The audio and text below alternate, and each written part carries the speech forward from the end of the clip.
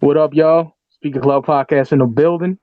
I'm Mike, and I got my niggas with me as always. I got Trapper Gigolo, What Brooklyn. up? Yeah.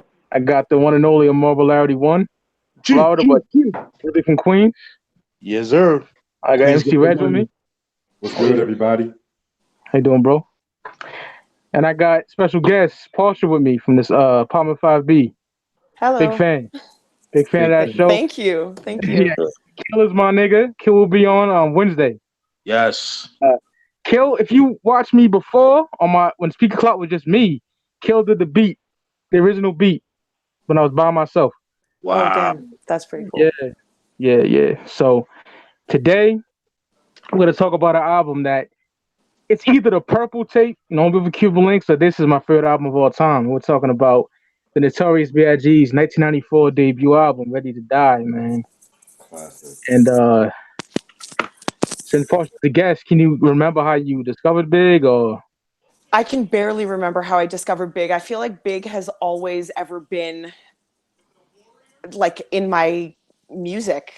Like I can't remember a time that I didn't listen to Big. But obviously, like, I mean, it wasn't until 94 that I was listening to him heavily. I think it was just right after like 36 Chambers, I think. And then yeah, I can't remember, to be honest. Like, I can't pinpoint it. I just feel like Big's always ever been a part of hip hop for me, a part of what I listen to. So yeah?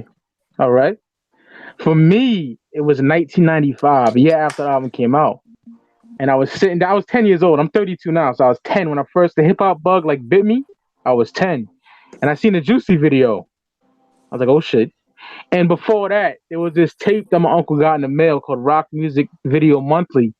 And I seen the mystery of chess boxing, and I was like, I'm done, yo. This is my life from now on. And I got Ready to Die on cassette, Enter the Wu-Tang 36 Chambers, and E1999, Both Thugs in Harmony. And when I took Ready to Die home, I was blown away how violent that shit was. Because Juicy's like, rag to riches tale, and just Right. the hard shit on there. I was like, oh my God. And Big is my favorite of all time. This is my favorite album of all time. You know what I mean? So it's gonna be fun. And from that point on, I was a big fan from that point on, man. So Chris, you can go or Steven, whatever. For You me, tell I your got in, I got story. into big with like party and bullshit, and Yeah, who's the man soundtrack?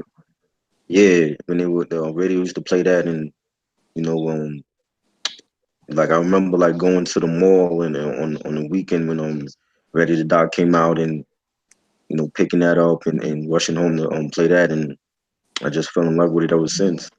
You know, Hell yeah. yeah, Yeah, for me, it would have to be maybe like 94, 95. And Chris, I know you could attest to this that yeah, the hustlers that had the Acura Legends, the Nissan Maximas, the right, Lexuses, they be playing like Juicy like all over New York City, like the hustlers and shit. yeah, And that was like the first thing I heard from Biggie.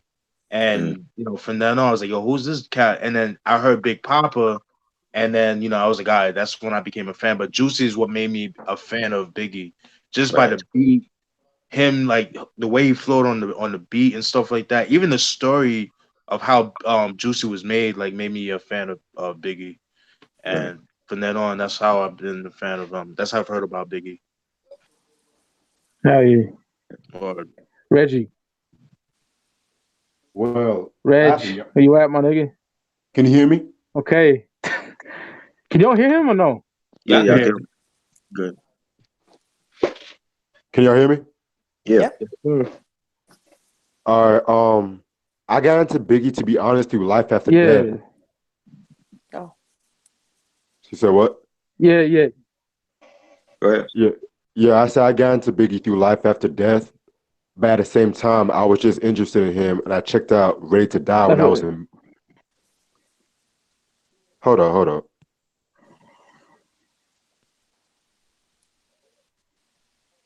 Okay. Rich Bounce. Can You y'all hear back? me now? yeah, Yeah, yeah. All right. All right, fuck it, man. Let's just get to the album, I guess. Yeah. Intro.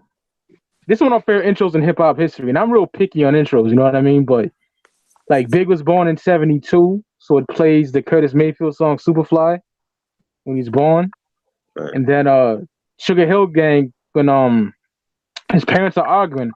I'm not a fan of Sugar Hill Gang. I respect them, but I don't know when that was. Was that '79? Was that '80s? Early '80s? I don't really know, but Yeah. '79. Yeah, and then him and his mans is on the train, getting ready to catch the jokes, and they're playing Top Billing audio too. So what is that? '87, '88? Yeah. Right. And then he goes to jail, comes out. This guy be like '93.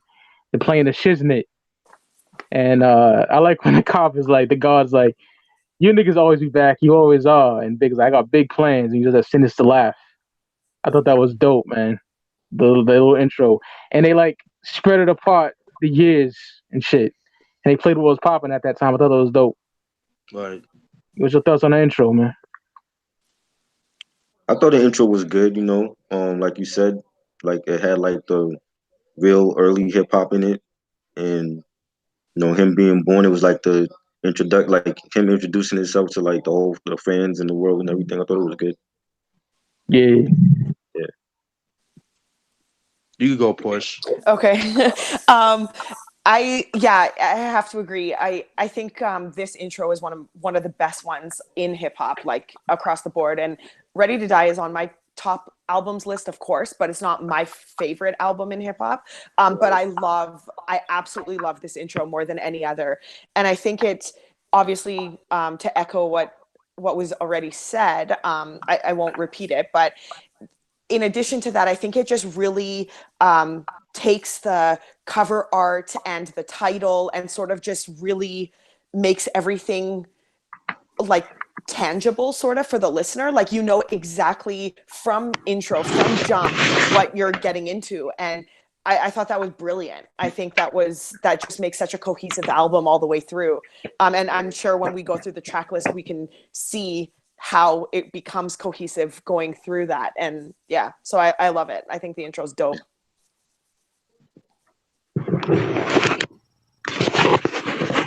Yo, All right, Rich. yeah, my apologies, technical difficulties. It's all good. We all been there, bro. What's your thoughts on the intro? Man, that's like one of the craziest intros I've ever heard in any album, to be honest. Yeah. But it's very dope. I love the fact that each song represents like a moment in his life and shit like that. You know what I'm saying? Yeah. Like you had like the Curtis Mayfield song, of course, 1972 when he was born, and then of course like I think you had, I don't know if it was Rapper's Delight or something, but Yeah. one of those early hip hop songs was represent his love for hip hop and shit like that. I thought that was very creative the way they put it out. Word. Hell yeah. Hell yeah. Yeah, I pretty much share the same sentiments as you guys. I like how cinematic it was, especially for 1994, because album intros at that time, it was just like a beat, them talking over it, and then it goes to the next song. Whereas this is kind of like autobiographical. I liked how like it went by decade to decade. Like you guys said, it played the Curtis Mayfield Superfly song, then it goes to 1979 when he's 7, his parents arguing with the Rapids Delight. Then the audio 2, Top Billin', 1988, when he's, playing a stick up kid, and then the Shiznit, and then he gets, he does a bid, he comes out in 93. So it kind of shows you like on some movie shit, like really cinematic. And then he comes out with the Shiznit by Snoop Dogg, and then, the whole thing like, oh, you'll be back, and I'll never come back. And then it goes on to the next song. So really very clever. That's when I'll give Puffy that credit, as far as like the sequence of the album. I'll give him that. But other than that, fuck Puffy. Oh, believe me, I'm gonna rant about Puffy just when I get to Juicy and all that shit. Trust me. Oh no. Yeah, we'll get to that. All right, man. Second track, Things Unchanged, man. Man, this shit is dope. Dope opener. I love how Big's talking about how like back in the day, like the late '80s. I'm assuming, you know what I mean, was growing up. How that shit was dope. You know what I mean? Now it's just crazy shit. You know what I mean? Yeah. It's like back in the days, the parents used to take care of us. Look at them now; they even fucking scared of us. I love that shit. So dope, man. Produced by Dominic Owens, Kevin Scott, High Class Productions. Very ill, man. Just that Coco Levio 1 2 3 1 2 3. Mhm. I don't know that game. You know, I just think it was a dope opening track, man. I love Things Unchanged. Fire.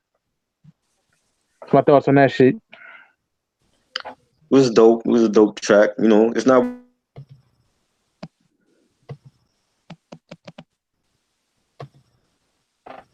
Oh shit. What happened? God damn it. What the fuck? I think I lost Chris, man. All right, Steven, you can pick that up, man. All right, pretty much. Oh, yeah. So pretty much what I got from the song, he talks about his drug dealing days, like how he used to hustle from state to state, and like pretty much how he the way he was going about things as far as like the drug dealing, it wasn't for him. And and that's what I got from that. It's kind of like an autobiographical track about his drug dealing days and and how it got to this point about him joining hip hop. And that's what I got from the joint. Things Don't Change. Yeah. Mm-hmm. Want to finish that off, Chris? Since something happened. I don't know what happened. Yeah, I was having technical problems, but yeah, it's a good song. It's not like one of my favorites, but it's a good song though. I liked it. I liked the horns in it. It had like a '70s feel to it. Yeah. You know. Yeah. I mean, for me, I love this song. I also, again, you guys pretty much touch on everything, but I love that it opened with this. And for the exact same thing that was said previously, the sequencing, this like goes right into, I don't know, like if you're thinking about Ready to Die and Big's like emergence into hip hop, and then he's talking about like just what everyone said, like talking about how it used to be, what it is now, how things have changed. It's kind of like, I don't know, it's a ton of insight from Big. It's like his mind, speaking his mind, and it is autobiographical for sure. Right. So I really like it. I it's not my most favorite track on the album, but it's definitely up there. Like I love it. I think this album is better having it. You know what I mean? So there's one track on here that I'm not too fond of, and I think we could have done without. We'll get to it, but Things Unchanged is definitely one that needs to be there, and I don't think anyone can hate that one. Right. Oh yeah. That song is definitely one of the songs that got me engaged in listening to the album to begin with. Very creative. I love the way how Easy Mo B places samples in his beats and shit like that. If y'all know what I'm getting at. Yeah. Yeah. And I felt like the beat definitely was the highlight of the song and shit like that. And like what Porsha it's Porsha, right? Yeah. Okay, so like what Porsha said, like I don't see how anyone can dislike this song. They're like a Biggie fan because it's basically talking about his life. He was pouring out his whole emotions on that song to begin with. Nice way to begin the album. Mm-hmm.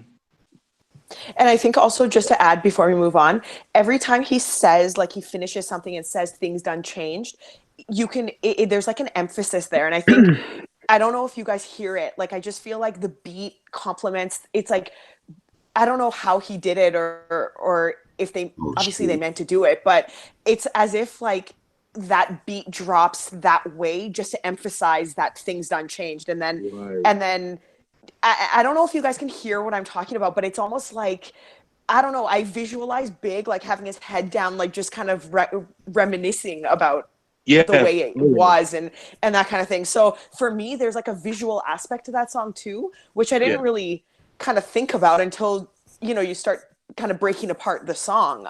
Right. But I also love it. It's multifaceted. That's what I think for sure. Yeah. So. And I made True. Yeah. And I made a slight mistake. I thought Easy Mo B did the beat for some reason. I made a slight mistake on that. It's all good, brother. But yeah, man. Number 3, track 3 is "Give Me the Loot." Yo, Ooh. son, second favorite track on the whole album. Yes. Son, Shit. I was driving around bumping this shit, and yo, I can rap the whole fucking record. It's in my head.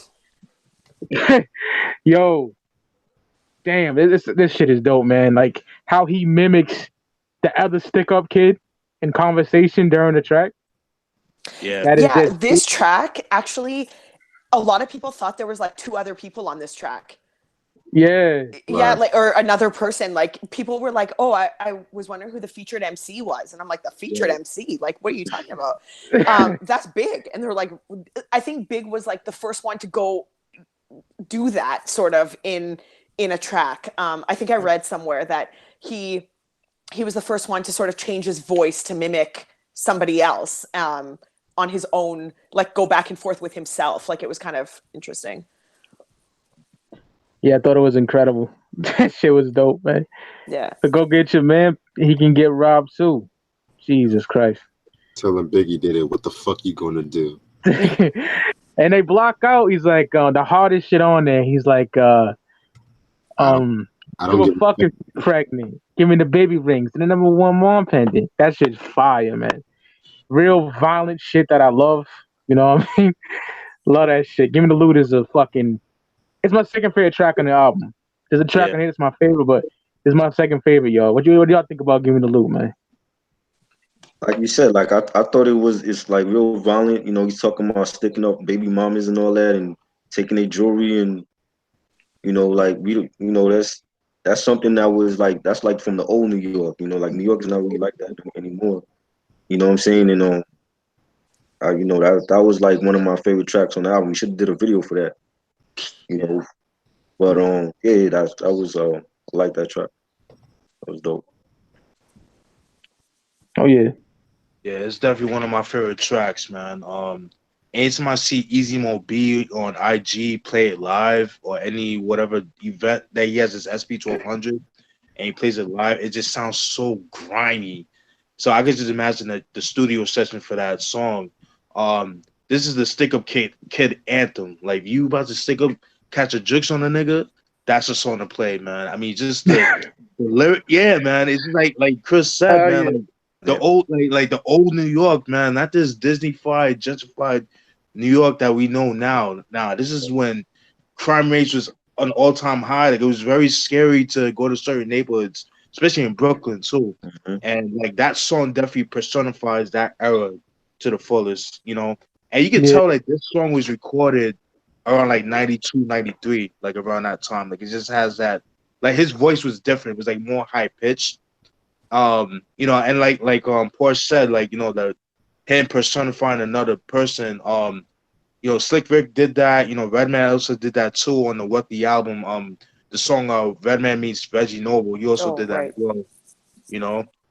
So I think that's a lost art today. I don't really see too many artists today doing that. But then again, there's not really a lot of artists out there that's creative like that. I'd say like that, but to actually do a song like that. But yeah, definitely one of my favorite tracks off the album, bar none. And when I think of Ready to Die, Give Me the Loot definitely pops in my head. It's like at least Oh one of yeah. them, indeed. Oh yeah. Oh yeah, Reggie. I share the same sentiments with everybody. This is definitely one of the most standout tracks on the album. Like what Steven said, he definitely let out his inner Slick Rick with the mimicking 2 voices. Just his flow, his delivery on this song is impeccable. Classic 5 out of 5. I give it a 5 out of 5. Yeah. Yo, Porsche, you said you wanted to say about Give Me the Loot, or Oh no, I already said my piece, but I just want to talk about the all right. samples that were used. I just love the array of different, like there's I think Cube, Onyx, Tribe. There's just so Gangstar. much going on. Yeah, there's so much going on, and I think it's perfect. They just came together so well. So yeah. Yeah. Oh yeah. Love that shit. Now we get the Machine Gun Funk track 4, man. Before Biggie coughs up his fucking lungs, hearing that, hearing that Yeah. good chronic and shit. But Yeah, man, that shit is fire, man. Easy Mo B again, like he's the unsung hero with this fucking album. I You know, agree. Yeah. banging shit. I love this track, man. So dope. One of my favorite beats on here, man, is Machine Gun Funk and Biggie just in pocket. You know what I mean? Yeah. He's in pocket with the beat, kills it. A lot of dope punchlines. You know what I mean? Hmm. It's dope, man. I love it. I never get sick of this, man. Fire song. Love it, man. Love it. My thoughts on Machine Gun Funk. I like the song. It's one of my favorites. I like the part where he said beating motherfuckers like Ike beat Tina, and he's Yeah. like he flows with the melody, and I thought it was a solid track. I thought it should have released this as a single too. Lord. You know, yeah. Hey, Yeah, I mean, I agree. Machine Gun Funk isn't. It's not one of my favorites, but I can definitely understand why it would be a favorite for the majority of people. I just, for me, I love it as part of like the entire album, but I never. With this particular track, I'm never like, oh, let me go listen to Machine Gun Funk. That's not like a track that I kind of. you go to. Yeah, it's not really my go-to, but Yeah. I'll never ever skip it. Do you know what I mean? Right. Like Yeah, every time I hear it, I'm like, damn, I love this track, but it's never like, oh man, I feel like I want to go listen to some Machine Gun Funk today. Like I feel like that's what I need right now. Like it's not one of those tracks, whereas some of the other ones are. Like some of the other Right. tracks, like even Things Done Change. Like sometimes I'm like, damn, I just want to hear that song, you know? Right. Machine Gun Funk isn't that for me, but I do agree. Like the punchlines are fantastic. I love Big's use of metaphors. I absolutely love it. I love his comparisons, even though this one's kind of like, the Ike and Tina thing. Like, I don't know.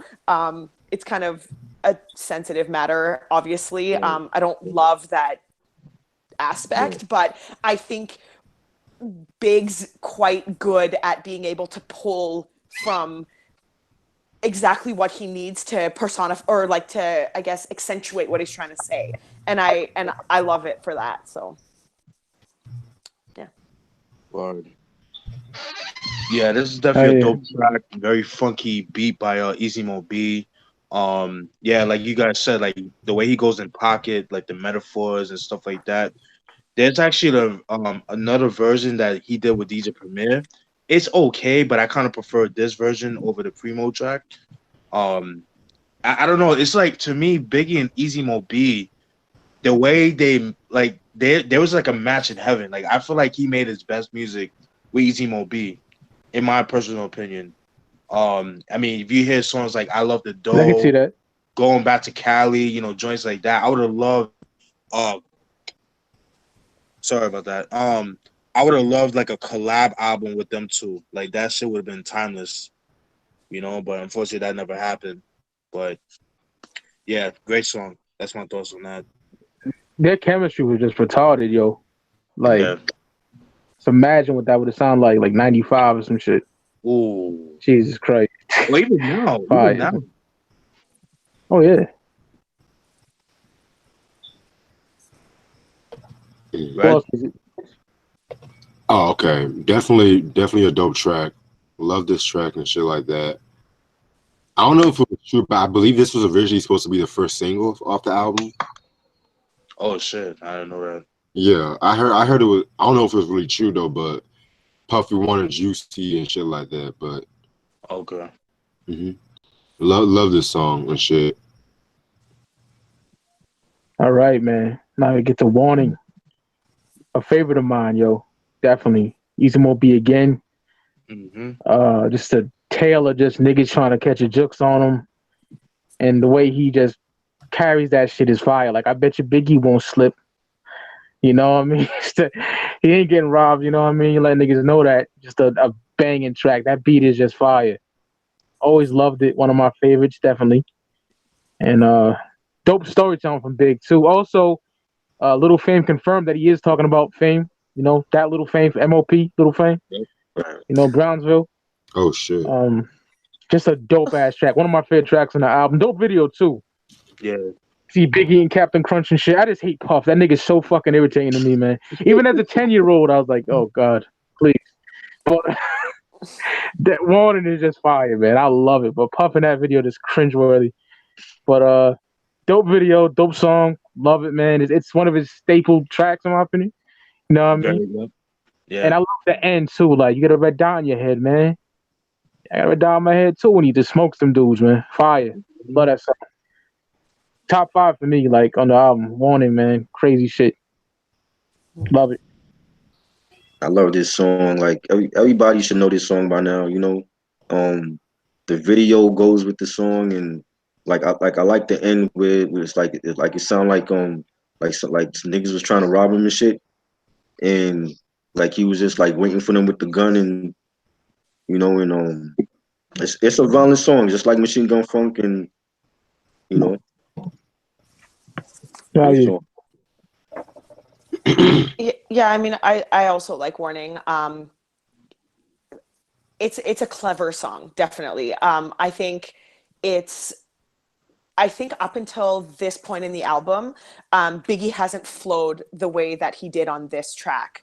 Everything else was a little, I don't know how to describe it. Like Big just has a way of bringing out certain aspects. Like he wants grime. You've got grime. I'll give you the loot. Right. That's such a grimy track. And then Warning is not that grimy, but what he's saying sort of is. Does that make sense? Like, I don't know. Like, I don't know how else to explain it. It's just he does a really good job of letting you. We didn't even need a video. I think he was so good at the lyrics and at the flow that we could probably create our own video that would have looked exactly like what it did. And it's just so, especially with the end piece with Puff and whatever, like, and then the gunshot, like, it's just so cinematic as well.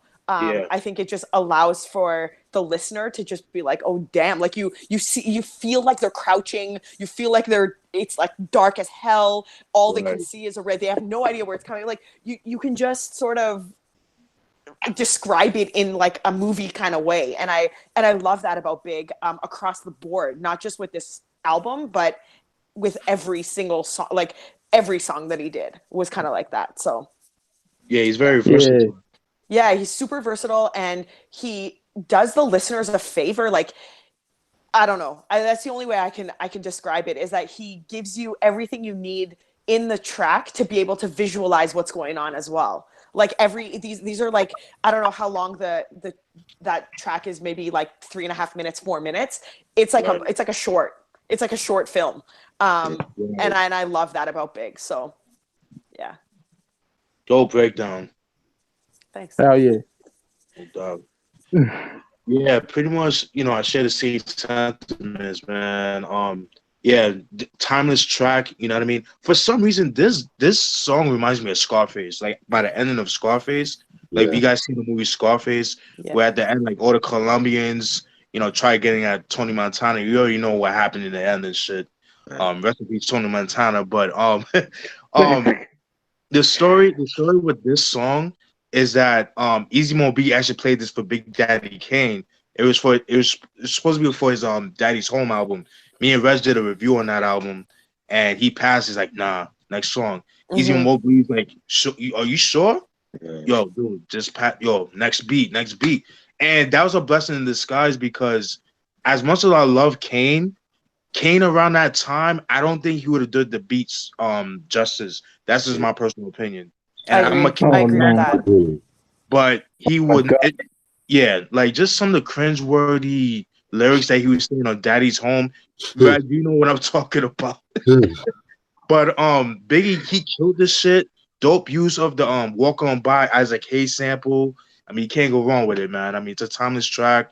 Like Porsha said, like it feels like you're watching a short film, you know?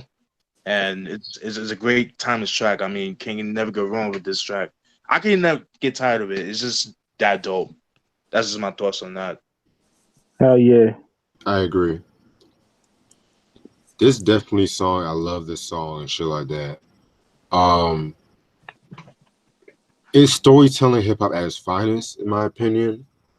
But the thing that I've always loved about the song was just how he was just rapping with no fucking chorus and shit, but he was still engaged and listening, and it wasn't boring. You know what I'm saying? Because these days, you know, cats, they always want to be like, "Where's the hook at? Where's the bridge?" and shit like that. But it was just straight up bars, basically. Right. Shit. Damn, niggas want to stick me for my paper. That's just embedded in my head. You know what I mean? It's Right. amazing song, man. Love that shit. All right, yo. Ready to Die. Title track. Easy Mo B again. Oh my God. Son, the OG is better. I think. Yeah. That the original. Oh my. Yeah. But I do love this too. I Me love the too. album version. I got techniques dripping out my butt cheeks. Sleep on my stomach so I don't fuck up my sheets, son. Who says that shit? Gee. This Big was is the track where he says thunder in like Sasquatch feet, right? that's Sushacha, I think, right? Oh, that's fellas? Sushacha. Okay. Yeah, that's who shot you. Never Yeah. mind. It's all good. What else did he say on that I like? Some crazy. Oh yeah. Fuck the world, fuck my mom and my girl. My life is played out like a Yeah. Jerry curl. I'm ready to die. Amazing, yo. Love that shit. Are you ready? If you got the 2004 remaster, that shit sounds flat, yo. Yeah. Yeah. I was just about. Yeah. I'm glad you said that. I'm glad you Yeah, said that. I got the OG. You know, thank Me God. too. I got both versions. Yeah, I copped it in '98, the CD in '98. But yeah, impeccable shit, man. So far, this album is just like no whack shit. Love that song, man. Ready to Die, title track, fire, man. And I love how we just talking about the frustrations and shit like that, because I'm a misanthropic, angry ass nigga to begin with, so I can relate. You know what I mean? Fire. Yeah, dope title track. I love the bass line in it, the beat, you know, the little chorus with the voice, the sample. And yeah, Big, you just killing it. You're just flowing on it, and it was a dope title track. You know, I think it captures the feel of like the overall feel of the album. You know, anyway. So Lord. yeah, I agree. So this Ready to Die is one of my favorite tracks on the album, and the reason for that is because when you take the like album cover and then the intro and then you have like, you know, all the songs before it, but then this track alone, like you could have had the Ready to Die album with this track alone. Like he did a really, really good job of putting everything that he means to put in the entire album, but into one track. Does that make sense? Like what I mean is like this one track alone is the full story of the entire album that you're getting. And he goes through all of it like line by line, and some of the lyrics were said, and I think Big does such a good job of describing things so perfectly. Like that's what authors do in novels, so that they can engage their readers, so that they obviously don't get bored. Big does this effortlessly with music, and I don't know, like I love everything about this track. This is one of my favorites on the album. And I don't think we talk about it enough, how good it is. It sort of gets kind of, I don't know, like the Juicy and Big Papa and all these, like, you know, the radio hits kind of take over, but Ready to Die is such a good track for so many reasons. I love the samples on there. The beat's great. Yeah, I mean, it's just dope all around. Honestly, this is a five mic classic track for sure. I agree. I agree.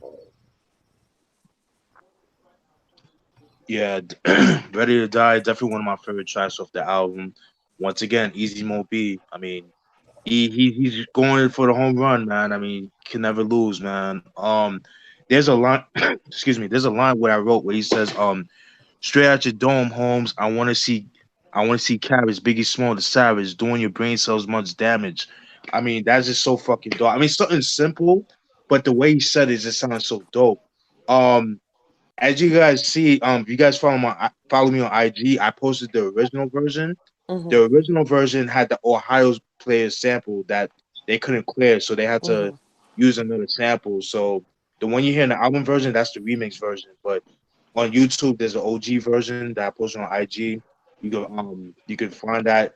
Um, I like both versions, but something about the OG version that sounds a little bit more sinister. You know, that guitar lick sample. I don't know, something about it just sounds so dope, man. And like this song definitely embodies Ready to Die, just like you said, Porsha. And it's very true that when people think of Ready to Die, they always think of Juicy and Big Papa, and not really giving the other tracks, the just due that they deserve. You know, they're going based on the singles. They're not really going by like the meats and potatoes. They don't know about Unbelievable, which was like a single in itself. But I'll talk about that later on. But yeah, that's just my thoughts on Ready to Die. Dope track. Word. Yes, man. This was a track I've always felt like was very slept on the album. I just hate the remix version so much. It just feels so dry. But it is what it is. I don't want to beat a dead horse with a dead horse. Stick a wrench. But yeah, very dope song and shit like that. I definitely agree with what you said, Steven. Like that Easy Mo beat is just sublime and shit. Right. Amazing. I think there's a clear chemistry between Big and Easy Mo B. And we know that because those tracks flow sort of the best together, obviously, because one producer is doing them all. But Big just is so good on all those beats. And the Primo beat too, Unbelievable is one of my favorite tracks, we'll get to the other ones. But I mean, yeah, the chemistry is undeniable. So yeah. Oh yeah. Now we get to One More Chance. Oh. Little voice message in the beginning. All these, side pieces calling them up. That was pretty dope. And then we get to the track. Biggie just running through different females.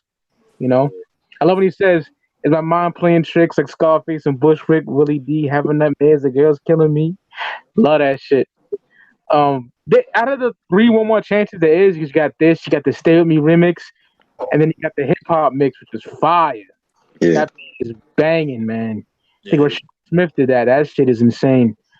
To be honest, man, I love this, how vulgar it is and all that, but something about that Stay With Me remix, man. Biggie sitting on the stairs in the video, and that's my favorite One More Chance. You know what I mean? But this is fire. I love this shit. Raunchy storytelling. Dope shit, man. That's my I like thoughts on One this. More Chance. I like to Stay With Me remix too. It's like more like has that player vibe to it. But I think people sleep on the original version, and I like the way that it starts off with the voice message from the chick. Sorry. And that's like your regular, like at that time that was like how New York chicks was sounding, the regular hood rap. You know what I'm saying? So it sounded like a chick that you met at the mall, like Albee Square Mall or Green Acres Mall. Yeah. It was great. I love the beat and Big flowing about his sexual tactics. You know what I'm saying? I thought it was good. Great song. I like to ignore the vulgarity in it. I just like it. Well, the One More Chance Stay With Me remix is my favorite song in the entirety of hip hop, in the entirety of rap, like ever. Well, maybe second to Pete Rock and CL Smooth's Troy, but other than that, I mean, One More Chance remix is the best song ever. I love everything about it, but I also like this version. I think it's needed for someone like Big. I think to sort of show that the females and I think it builds into his image of the player and like we see how he carries himself in the Big Papa video and how Big was in interviews with the cane and the striped suits and the Kangol hats, and I called them player hats at the time because that's what everyone was calling them. But I think this track was needed, and I think it was needed for Big's image of being, you know, desired and sought after, and sort of like people were like, man, Big's like, you know, his image wasn't typical for what everyone sort of flocks to. So something like this, having the recordings, having multiple women, then Big talking about, you know, his escapades and those kinds of things.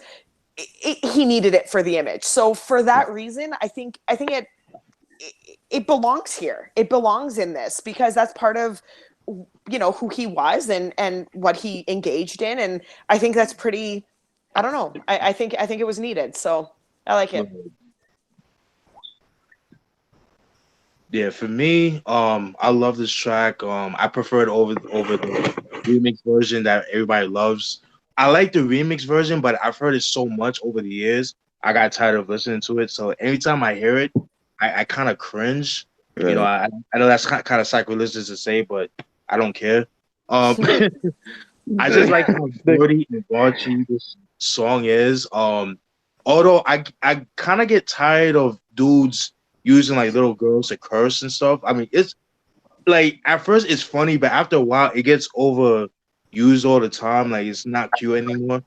But I want to say rest in peace to Witch Doctor, who was part of the Blues Brothers, who was the hip hop production duo with Lord Digger and Witch Doctor, who made the beat for this version.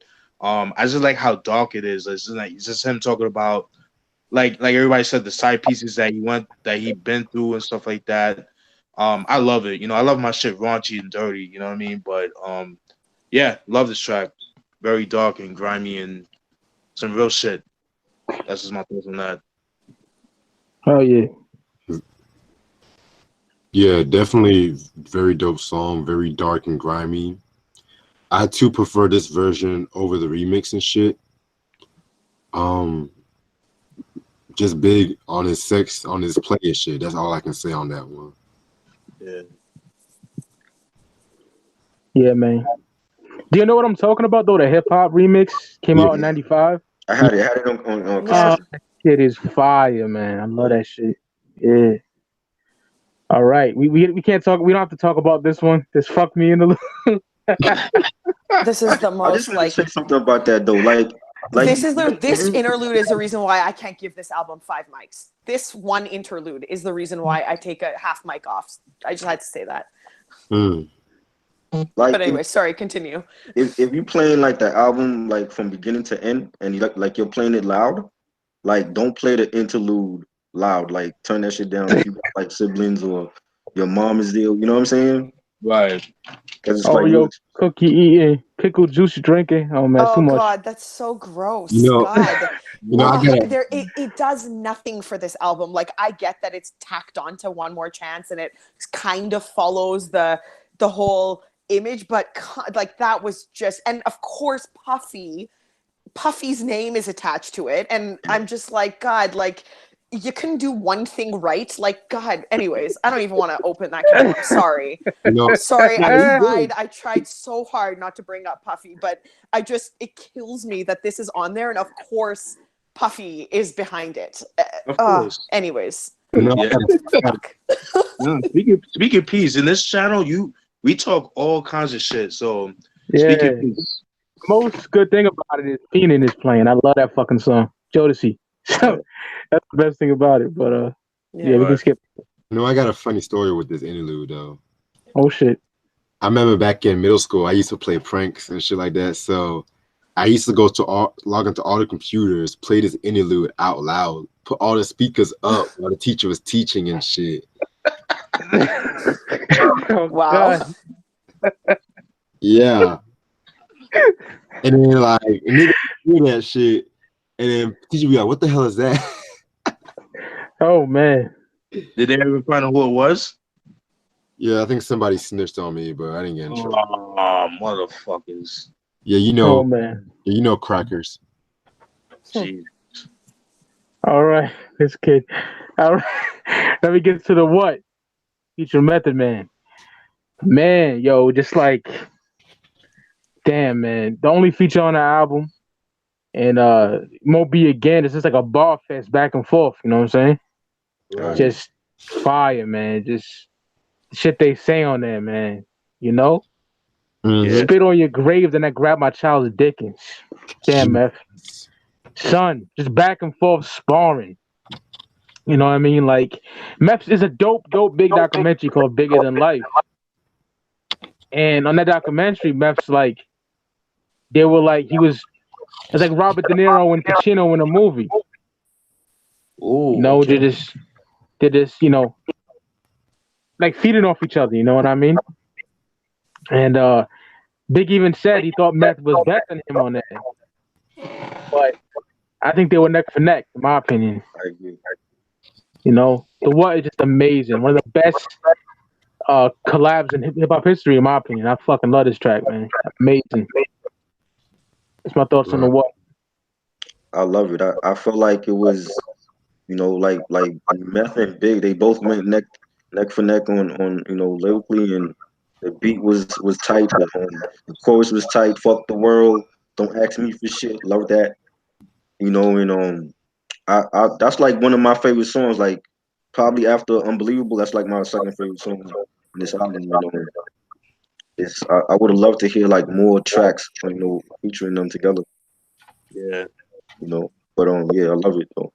Banging collab. So for me, I love the What. It was this. It's funny. I've listened to the album so much. I've kind of changed my opinion of my favorites throughout the years. The What was my favorite track on the album for a really long time, and I think it's because, like you guys said, Meth and Big are very good. They have very good chemistry on the track together, but I attribute that more to Method Man than I do Big, and that's kind of weird for me because Big's my favorite artist of all time. I was just talking about Method Man on Extortion on the Mobb Deep album, and I just Yes. find that Meth Oh, geez. is the one rapper in all of hip hop that can complement any rapper he collabs with. I agree. Yeah. And I love that about him. His voice, his cadence, his flow, everything just sort of somehow, I don't know how he does it, but Meth is able to sort of complement whoever's flow. And believe me, like Prodigy rapping is not like Big rapping. Man. And it's not like the rest of Wu rapping, but somehow Meth gets on a track and the whole thing is seamless. Nothing's out of place. Everything's on point. And the What is no different. So for me, it's not my favorite track anymore, but it's definitely up there. It's a 5 mic track. I love it. I don't think if there was going to be a feature, I'm glad it was Meth. I don't think it should have been anybody else. And I agree. and I think also this was an interesting collab because I think Big had some beef with some Wu members. So Yeah. it was really interesting that he kind of reached out to Meth or whatever, and they kind of were able to do this collaboration together in spite of whatever beef was going on with the rest of the clan members. So I like it for that too. I think Meth stays neutral and he doesn't really have problems with anyone. He's a fun guy, it seems like. So yeah, I mean, this track is dope all around. Yeah, definitely one of my favorite tracks. I agree with you.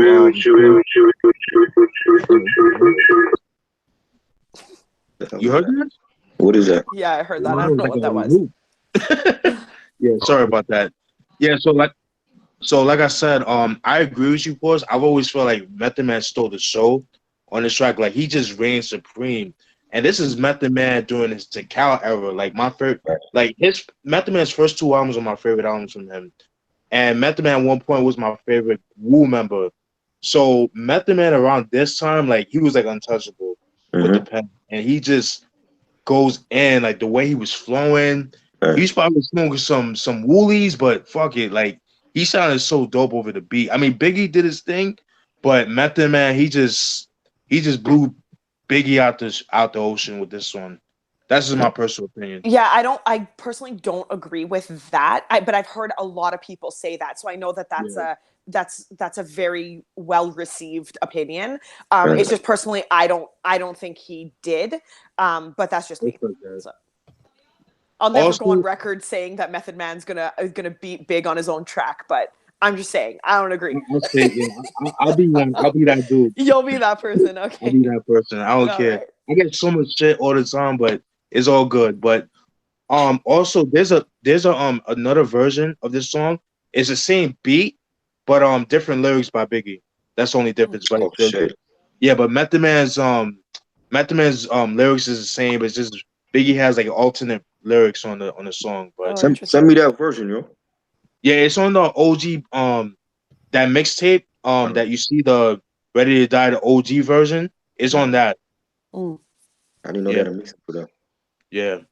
Oh. How about that Come On Motherfuckers? Is that on there too? I believe so. I gotta check. I gotta double check. It should be though. That's just better. Yeah. That Born Again shit. Oh my god! Don't even get me started on that. I got that. I got that for Christmas. Not a fan of that. Not a fan of that though. I threw that shit out. That album's laughable. Yeah. Reggie, give your opinion on what? Man, this shit's a banger all the way and shit. Love this song. Method Man definitely stole the show on this song. Yeah, man. Like I and Steven, I actually did hear the original version of the What. I kind of prefer Biggie's verses on that original than the newer version for some odd reason, but it's both fire to begin with. No doubt. But yeah, very dope song, classic. Word. All right. Now we get to a track everybody knows. The first song I ever heard from Big, Juicy. Dope Rag the Richest Story. I do love it, but I could be fine if I never hear this shit again the rest of my life. You know, it's too much, man. Better than my fucking head, but I think it's a dope song, man. Really dope. Classic.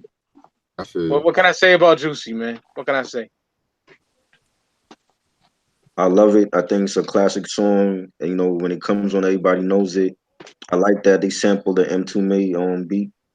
And it's big, you know, it's big talking about, you know, growing up in Bed-Stuy, Brooklyn, and you know, and being broke and you know, falling in love with hip hop, and that's anybody can relate to that. You know, whether you're an artist or you're not an artist, anybody could relate to that song. And I just loved it. You know, I love that song, and I still play it.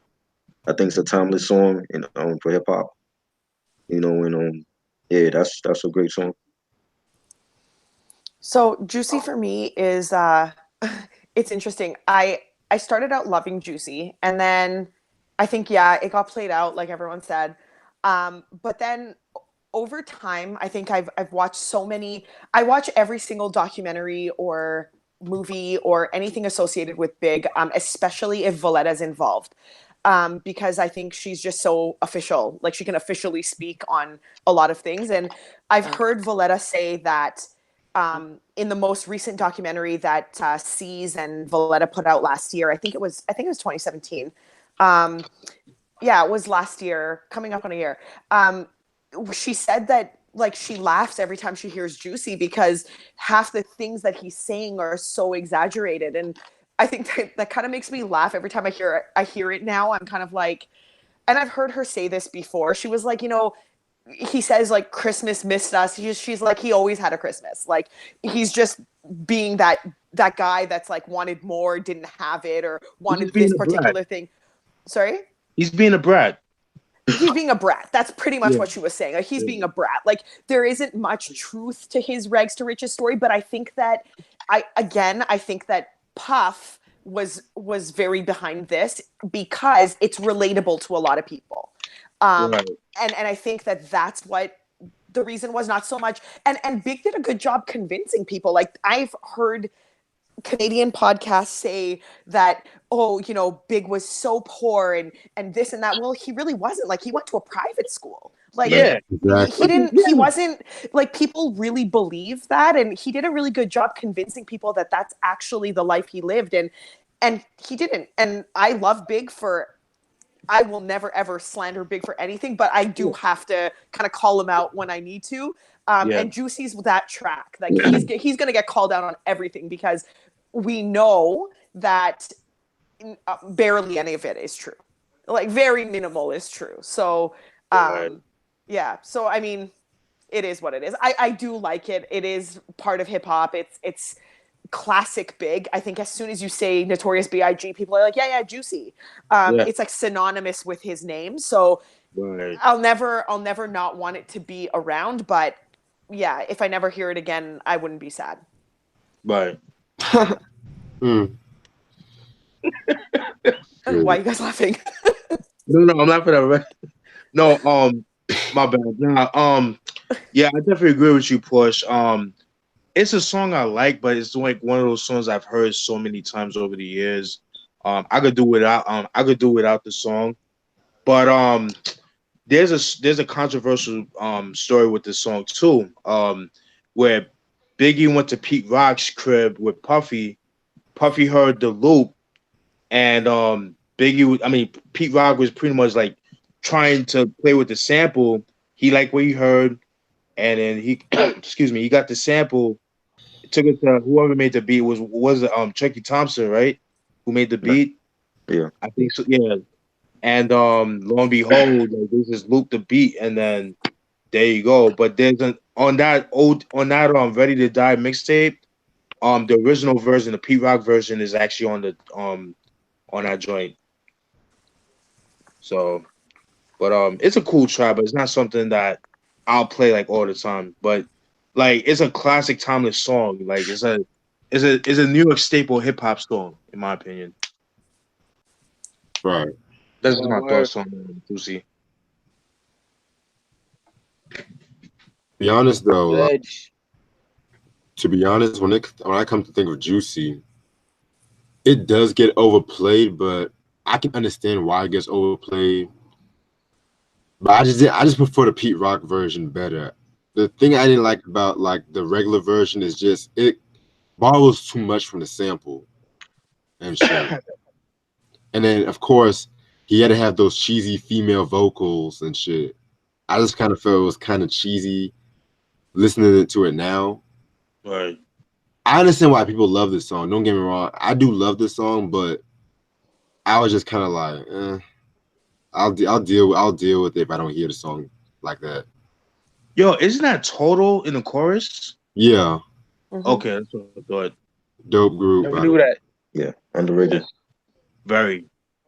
Their first two albums, fire. Yeah. Fuck them over as usual. So. Oh, they did "Can't You See" with Big, and that's like one of my favorite songs ever. Oh yeah. That shit is fire. That shit is fire. Big's verse on that is beyond. Like, it's brilliant. Yeah. Anyways. The No One Else remix with the Brad, Lil Kim, and Foxy Brown. Come on, man. Yeah. Word. Everyday struggle now, right? I'm pretty sure. Yeah. Yeah, man. Shit. Love that track, man. Just another story of struggling shit.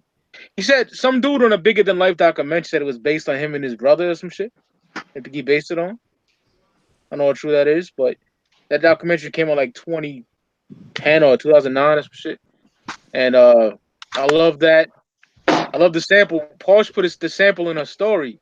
Yeah. Some white dude, cowboy nigga or something like that. Like, yeah. I never heard of that. I never knew that.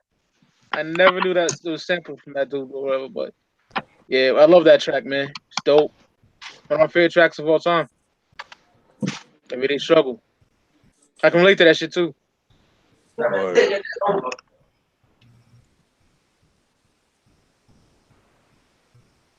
Chris? I'm taking the gamble with my camera on too. Hope everything works right, cause it works good, no? Looks good. Yeah, good. No. Yeah. It's like Chris is on mute or something. Yeah, my bad. Yeah, I like the song. It was dope. You know, the dope beat. You know, Big Gangs rhyming about, you know, growing up in Brooklyn and in the hood and growing up struggling. And I thought it was a very inspirational song. You know, and you know, kind of like telling people like, Like you don't have to stay in the hood. You don't have to be broke. Like there's a way out, you know. And I thought it was a great song. Definitely, definitely an underrated song to me. Definitely. Yeah. Everyday Struggle is my favorite track on the entire album. I love, and that's why I put it in my story, the original, because I absolutely love the beat. I think it's, I don't know, something about the softness of that beat and then what he's saying. It's just like the perfect juxtaposition because he's talking about these really tough struggles, but then the beat is so soft. So it's kind of like, I don't know. I feel like he's trying to ease you into it. I don't know what it was, but it's just something about it is, I don't know. Like you listen to it and you feel good listening to it for some reason, although he's talking about struggling. Right. And I do love that it's about his struggle because I think that there was a struggle, definitely, like we know part of some bits and pieces of Big's life and all that kind of stuff. And I mean, it's definitely relatable to people. Yeah, I mean, this is a flawless track for me. I love it. I love everything about it. This is the one track that I sit there and I'm like, I need to go listen to Everyday Struggle. I just want to hear that one track. So that's that for me. Oh yeah. Yeah, dope breakdown too. Yeah. Yeah, definitely one of my favorite tracks off the album. Yeah, excuse me, produced by the Blues Brothers. Once again, rest in peace to Witch Doctor, Lord Digger's partner in crime. Like you guys said, he's talking about the struggles and stuff like that, but he also talks about his time when he suspended in down south hustling, and he also talks about how he got arrested in North Carolina too. In the song, you know what I mean. The beat, like I hear what you're saying, Porsche. It definitely has like that really somber but soft kind of feel to it. That's what I got from it. It's kind of like how like your boy just died or some shit like that, and that's the song that you play. Like it just has like that very somber but beautiful kind of feel to it, Yep. and that's what I got. And that's what I got from that track. And the beat is such a beautiful beat. It's like beautiful but rugged at the same time. Right. You know what I mean? So it just captures that Brooklyn back in like 1978 or some shit like that. It's just got that vibe.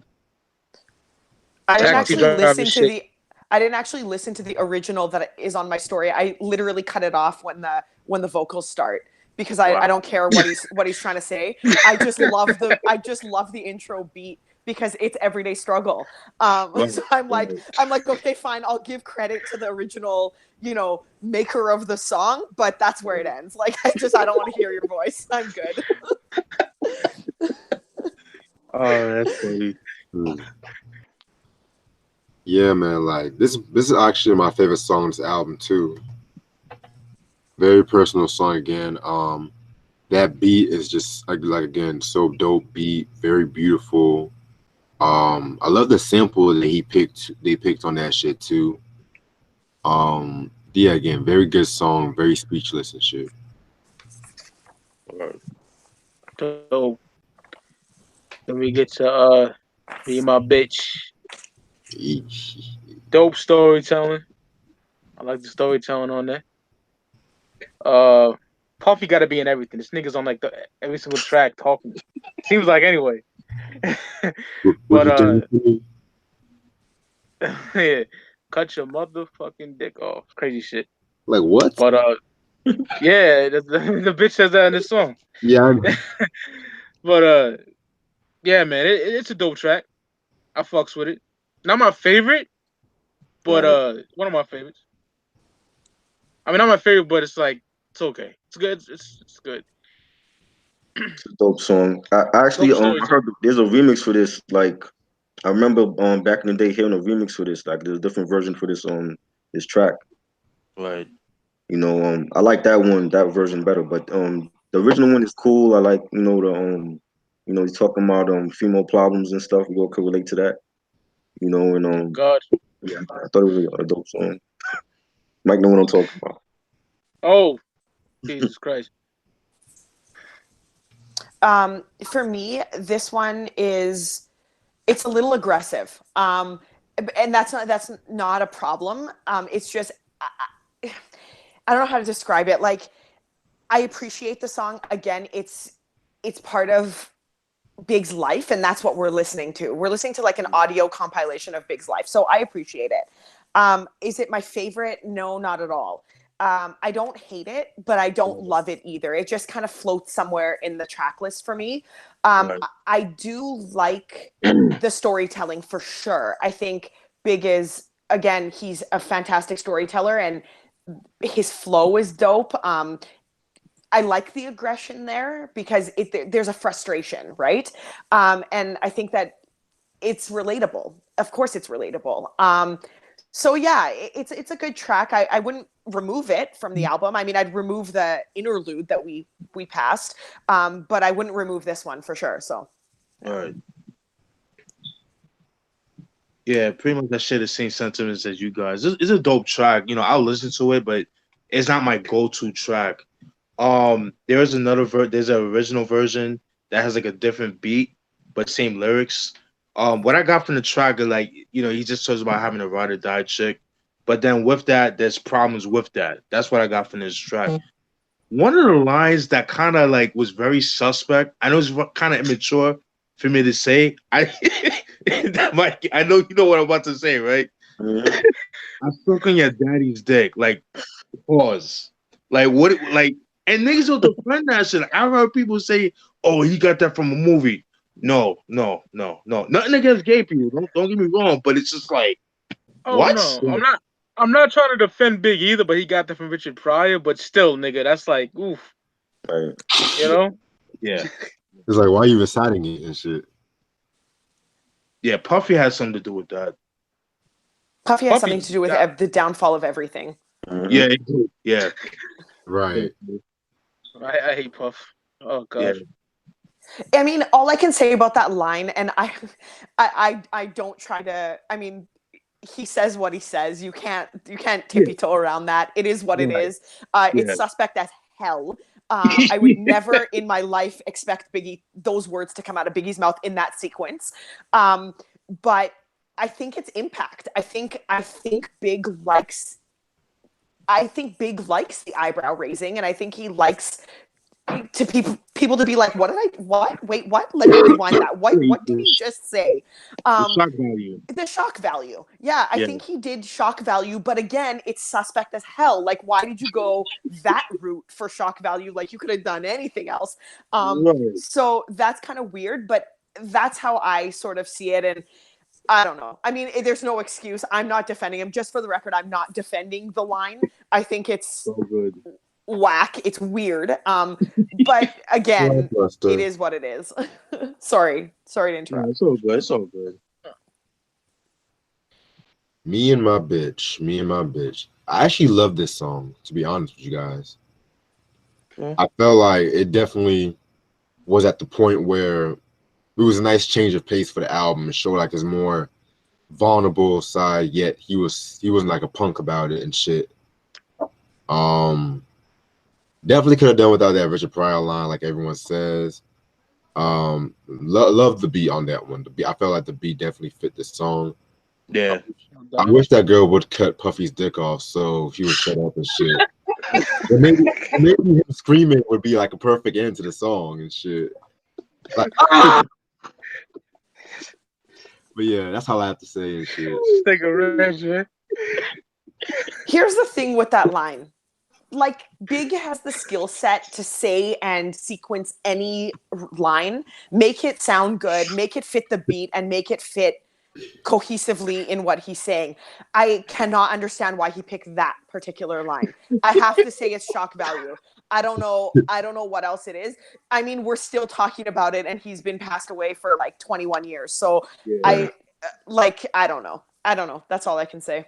One thing about this song, which I thought was kind of creepy, but it's clever at the same time, is the whistling at the end of the song. Oh, that's just fire. That Yeah. shit is crazy, son. Like, Yeah. oh, like what the fuck is that? But it's dope. And it leads into the shorty interviewing him and shit. Right. Yeah. That's dope. Yeah, I like that. Then we get into Big Papa, which everybody knows again. Another big single. Uh, I like it. It's very it's classic. It's in my part of my life. Embedded in my head. But do I replay it? Fuck no, man. I'm just he. What I like about that, like he's spitting grimy shit on a mainstream track, which Yeah. is a lost art nowadays. You know what I mean? Yeah. Tremendous cream. Fuck a dollar in a dream. You know what I mean? Love that shit. But dope track, timeless, between the sheets sample and all that. You know what I mean? I fucks I, with it, but I don't really play it like that when I play this album. Mhm. You know what I mean? Because Yeah. it's, you know, and it's overplayed too, man.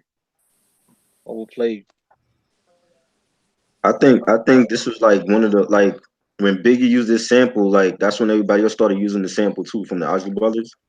Yeah, And I love it. It's a radio friendly song. You know that. And I don't get tired of hearing. I don't know why people like say that they get tired of hearing like those big hits. I mean, that's what made them. yeah. I just Yeah, get, I true. don't know. yeah, not I it's just just, it's just very I don't know. Yeah. I mean, but if you think about it, if you didn't have those songs on the album, would you still get the album? Like if there was no Juicy or Big Papa, Yeah.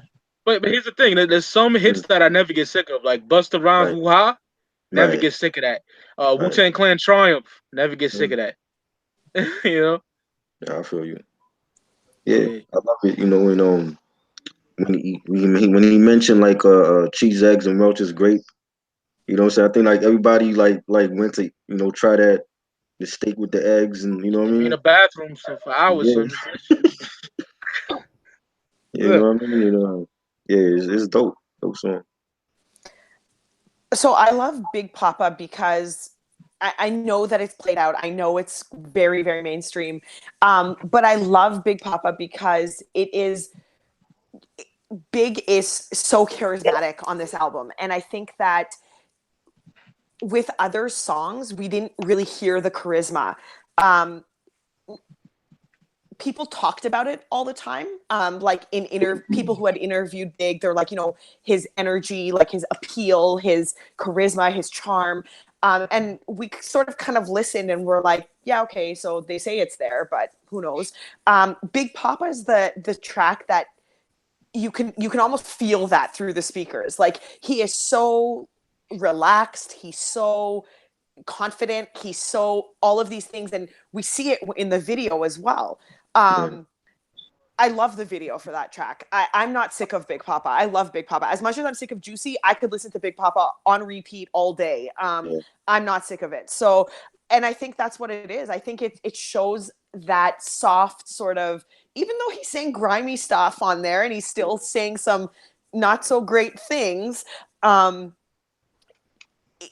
like there's something really smooth about what he's saying that is sort of like, yeah, okay, I'll listen to you. What are you saying here?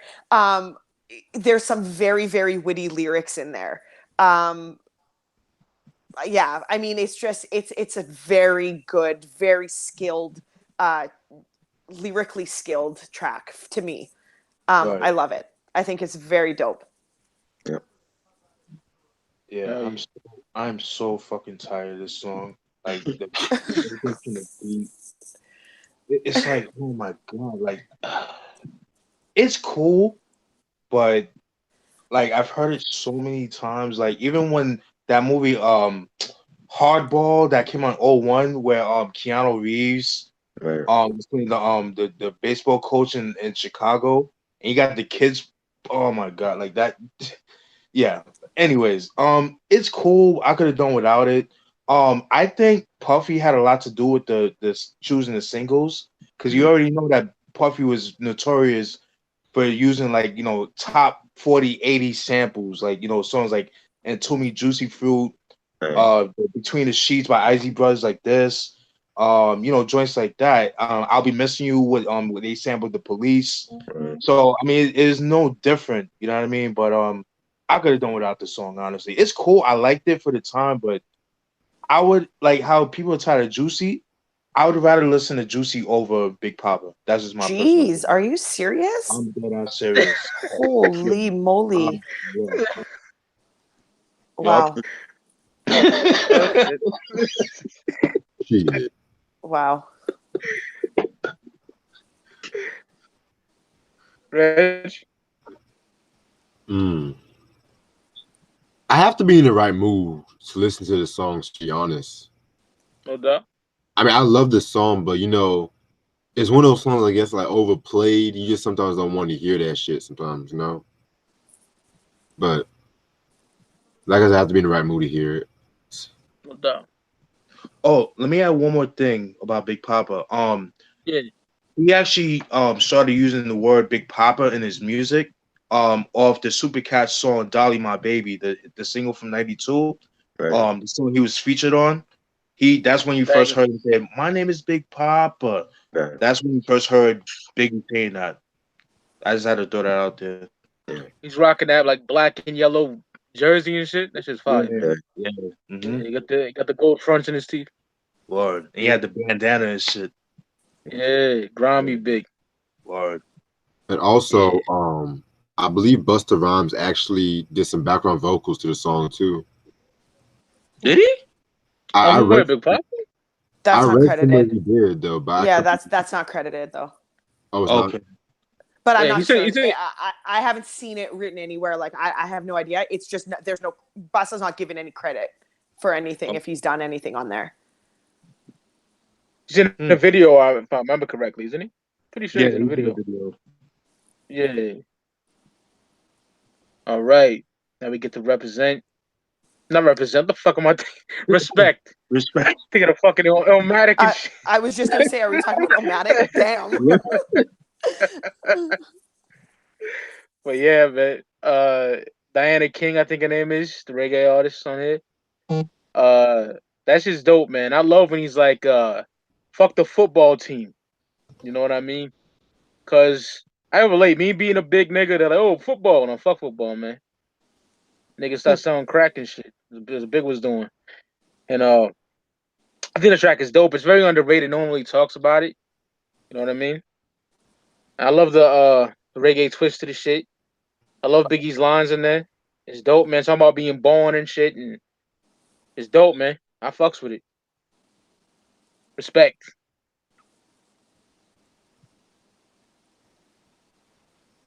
Chris. Good, Chris. Chris, that nigga gone, son. Damn it. All right, Okay. Porsha, you go. All right. So I love Respect. I think I completely agree. I think it's heavily slept on. Diana King is one of my favorite reggae artists. I absolutely love her.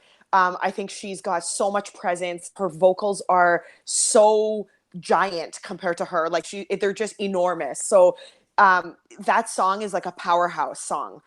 You've got Big, like my favorite or one of the best lyricists, like rappers of all time, and then you've got Diana King with this immense voice. So I just think like put these two together, and you've got such a great song.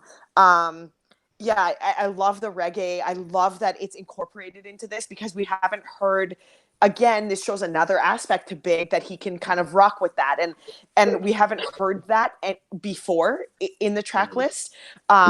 So all of a sudden, when you hear this, you're kind of like, "Wait, where did this come from?" And then it's got like this vibe that it's like a very relaxed, very fun, very chill sort of vibe, and of course that comes from the reggae side of it. But Big goes so well with it. He can kind of rock with that, and I love that. I think that shows versatility on his end, and I think that shows a lot for Diana King being able to sing vocals for someone like Big. So I love the track. I think it's definitely one of my favorites. Hell yeah. Love that track. Yeah. Yep. Chris, you go. You know, I actually do like this track. I thought it was dope. You know, like Oh. No, you can go, Chris. You can go. I thought it was good. Like Biggie showing his Caribbean side with Diana King, and have like flown over like a Jamaican beat. I thought that was a dope song, and I would like to see a video for that too. And yeah, thought dope track, man. Yeah. Yeah, I thought the song was cool. It's not a song I play like on the like. I tend to skip over this track, but I do like the fact that he's embracing his Jamaican side. You know, because he's his mom's from Jamaica and stuff like that. And it's dope to have Diane King, on the track. But it's not a song that I play on a regular. If I hear it, I'll play it, but it's not something I'll play like that. What year did Bad Boys come out?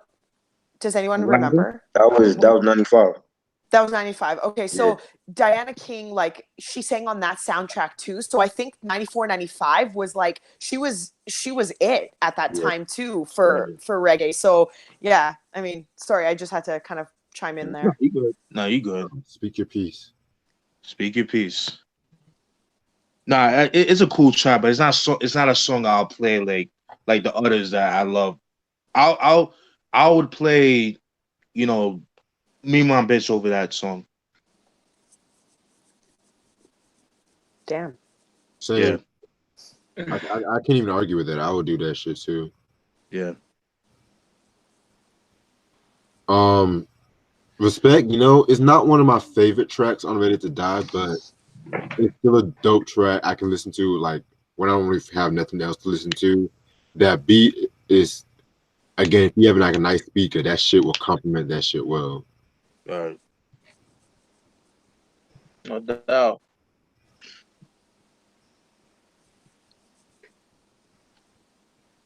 Chris, you speak on this shit yet? Or? Yeah.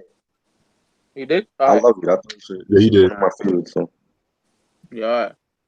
All right. Now we get to a friend of mine. Oh man. Lord. I don't like this shit, B. I don't fuck with this song, man. Yes. I don't like it. You know what I mean? I might pick the Purple Tape as my favorite over this. Just after revisiting it, like some shit I don't like on here, but I love the album still. But this friend of mine is just I don't know. It's just the beat, and Easy Mo Beat did this shit too. You know what I mean? But it didn't hit me. You know what I mean? Yeah. And I like the rhymes and shit, like about a chick that fucks all your friends and all that. That's kind of grimy. We all know females like that, Mike. Oh, we do. Trust me. Shout out to all the respectable females, not females like that me and you dealt with, but yeah, man. It's an okay track. No, fuck okay. I don't like it. I don't like this track, man. Only song I don't like on it, like fully don't like. Yeah. I thought it was alright. I like the instrumental. This could have been like the B-side to One More Chance. Big talking about his relationship with a female, and and like just the I know like the women would probably be offended by the opening of the song, and but it was alright. Like when she's giving him head. Oh, yeah, forgot about that. So yeah. I mean, but Biggie was just real like that. Like he put it all out on wax. So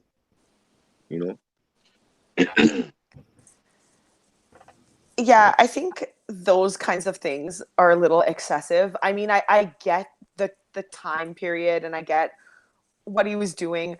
I don't love this track at all. I don't hate it. It's just not memorable for me. Except for that it's kind of vulgar in an unnecessary way. And don't get me wrong, like I rock like Doggy Style all the time. Like I love that album and I sing along to the worst of the tracks on there. So it's not about, like I don't need things to be prim and proper. That's not how it is. It's just there's something about putting that particular act on wax that people are just going to hear over and over. Like it doesn't need to be there. And it's now sort of etched in time forever because it's recorded on there. And I don't know, like, I feel like Big would hear that back and be like, man, like, I really did that. Like, he would be like, damn, that was kind of weird. I don't know. I think it was just a little excessive and that ruined the song for me. Because I'm listening and I'm like, what is this chick is like? What is going on right now? And then next thing you know, she's so shy at first and she's like, unsure. And then he kind of like, I don't know. It's a mess. It's a freaking mess on there. So I don't like it. Yeah, it's not a memorable. The lyric, the actual song is not memorable. So I just kind of skip over it sometimes. Yeah, I don't know. Not a huge fan. Yeah, I'm with you guys. I hate that fucking song. Don't like the beat, and I don't like nothing about the song. I could have done without that song. It was a waste of a track listen. I mean, it's part of being part of the song album. I just did not like it. Didn't like the beat, and like, excuse me, like Porsche is very. It's definitely a little vulgar, a little bit too vulgar. You know, I'm all about my dirty shit, but yeah, I don't know. It really, I don't know. Wasn't feeling it. It's, you know what it is? It's like what he does, and it's the same thing with that freaking interlude. It's like you're walking into his bedroom and you don't want to be there. And you're just kind of like, why the hell am I here? Like, that's what I feel like. Like, I feel almost like I shouldn't be listening to this. Like, he doesn't, like, nah, I don't know. It makes me feel embarrassed on his behalf. So that's why I don't like it. Like, I feel like I'm just a little, it's just a little too much to be allowing like millions and millions of people to listen to. Like, it's just, that's what, sorry again to interrupt, but that's what it is. That's the vulgarity that I don't like. It literally feels like Big just decided to have sex with a woman and flung his, like, just broke down his house and decided to just like sleep with her in the middle of the street with no walls and roof. You know, like, it's just weird. It's just weird. Anyways, back to you. No, you're good. Yeah, yeah, pretty much. Yeah, I share the same sentiments. Like, I could have done without the song. Honestly, it was just whack. The lyrics are dope. Don't get me wrong, but the beat was trash, and I could have done without it. Honestly. Yeah, I don't like that song at all, B. I Yeah. just don't, yo. I don't. Yeah. Can't stand it. Reg. That's it. That's it. I just can't stand it. All right. All right. All right. Now we get to a breath of fresh air, man. Unbelievable. Unbelievable, man. Oh, Lord. DJ Premier was my fucking god, yo. You know, I'm my favorite producer of all time. And Big, just the metaphors and the nasty bars in this track is just unbelievable, no pun intended. You know what I mean? Just wear boxes so my dick can breathe. Little things like that. Simple, but it's just dope. You know what I mean? Very ill. My favorite track on the whole album. And not only that, my favorite Big track of all time is Unbelievable, man. It just is. You know, I love it, man. Just he's in pocket. Punchlines, as I said.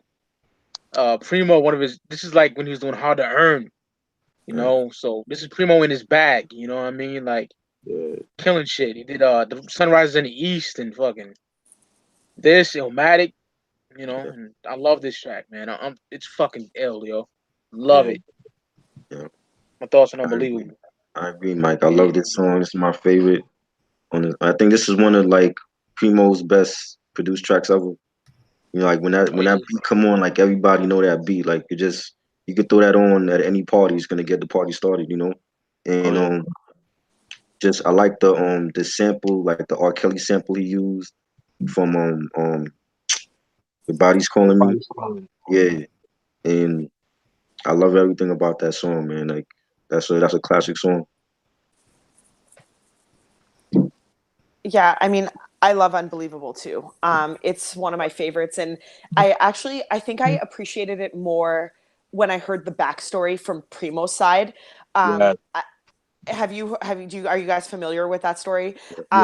So it's in the book called Unbelievable, and it's about Big's life, and it's like a interview. Anyways, this one guy interviewed Big for, I don't know, like 70 something hours, and then made that interview into a book, kind of condensed it and edited it. And the part about recording Unbelievable is what when I read that, I was like, man, I have such a profound appreciation for this track, because Big freestyled it. He freestyled the verses of it right then and there. Like, it was just off the top. And I think Primo was even sort of surprised by it. And I listened to that, and specifically the verse, and I'm just like, holy shit, I can't believe it all happened within minutes, like literally within minutes. Like something occurred, and then he just walks into the studio, spits this verse, and then it's a wrap. Like it's great. And of course, like you guys said, Primo's in his prime at the time, and he's, this beat is unbelievable. Very fitting to the title. So yeah, I mean, there's nothing wrong with this track. This is a classic 5 mic, perfect, flawless track from start to end. I agree. I agree too. Yeah. I agree. I think we all agree that this song is timeless. Is like one of Biggie's best songs.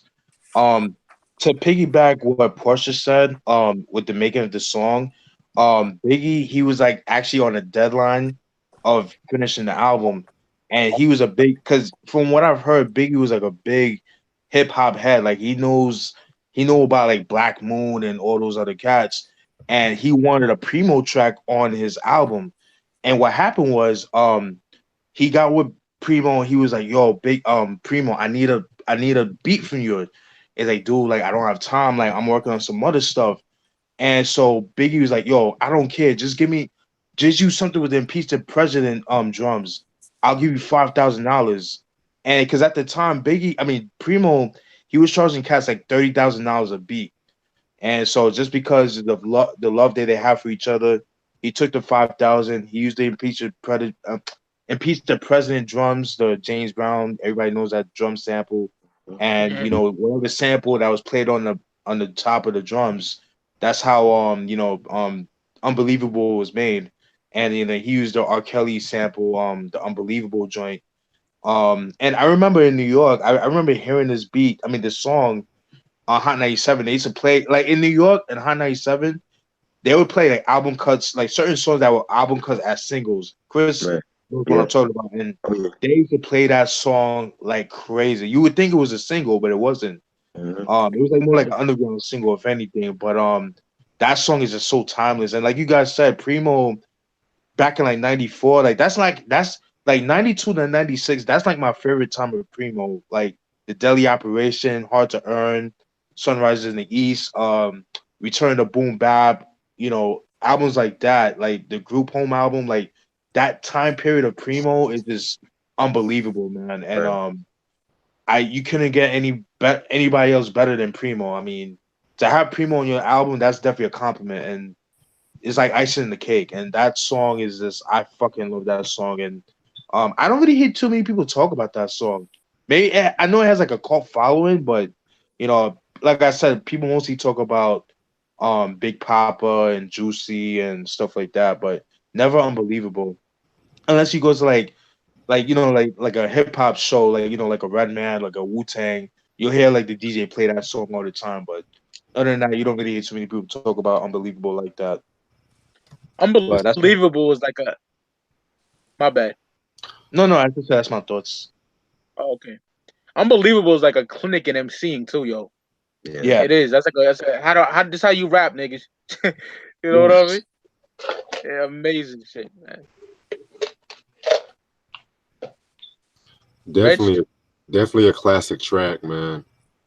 I always thought this was a single for some reason. I always thought it was a single, but Primo definitely, the way he just sliced those samples and shit, Biggie rhyming on it was like icing on the cake. Very legendary. I love that track. Oh yeah, yo. Primo was about to get up and leave during the recording of that because he thought Big wasn't gonna do it. He was like, "This dude's wasting my time." Like he was gonna get it. He was literally gonna get up and go. Right. And then Big was like, "Nah, man, I'm gonna go in the studio." And he was like, "You didn't even write down anything. Like, what the fuck are you gonna do in there?" And then Big just went in and like, yeah, Primo's just like sitting there like, how in the hell did this guy pull this off? And then he was like glad he did it and all this kind of stuff. So that's the whole story. Like if you know the story, the backstory on that track and the way it was recorded, there is no way that you walk away not having this like deeper, even more profound appreciation for it. It's brilliant. Yeah. Right. He killed Kwame, man. He killed Kwame on that track. Poor Kwame. Never recovered. Like Kwame and them fucking polka dots. All right, we get to the last track, man. Suicidal Thoughts. Oh, yo, Man. Mike, before Yo. you start, Yeah. Ricardo wants to join. Oh shit. All right. I gotta get my Google back on. I don't want that to fuck it up. So All I right, don't want to take too much of Portia's time. You right. know what I mean? So we'll finish Suicidal Thoughts and I'll get him in here. All right, Like cool. after the show or whatever. We do an after show and shit like that. All right, cool. But yeah, Suicidal Thoughts. Um Juice by Lord Finesse. Real dark, gritty track. You know, Biggie just talking about how he just wants to end his life and shit like that, man. Real deep shit. You're a dark, twisted motherfucker. This will, you can relate to this shit. When he said it's kind of like what the crack did to Pookie and New Jack, except when I cross over, there ain't no coming back. Should I die on a train track like Rainbow and Beach Street? People at the funeral front like they miss me. That shit is crazy, man. You know, Yeah. baby mama kissed me. You know what I'm talking about? That fire, man. And then it ends with the self-inflicted gunshot, and of course you got fucking Puff. You're big. You're big. He's out there and everything. You know what I mean? But awesome way to end the album. I think it's a classic. You know, as we do like the Source magazine, we give it 5 mics. So wait till y'all give your thoughts and Suicidal Thoughts, and we'll do that. But I love it, man. Dope track, dope way to end the album. Real grimy, gritty shit. Yeah. Love it. I thought it was a real like gritty, dirty beat from Finesse, and I thought it was real disturbing, like to hear like I never heard nothing like that before on a record, like to hear somebody like take their own life at the end of an album, and it perfectly like sets up the way Life After Death starts off, like a continuation, like almost like a movie, and I thought it was a great song, and something that a lot of people should listen to if they going through what Big was going through at that time on the song, and yeah, a great way to end the album.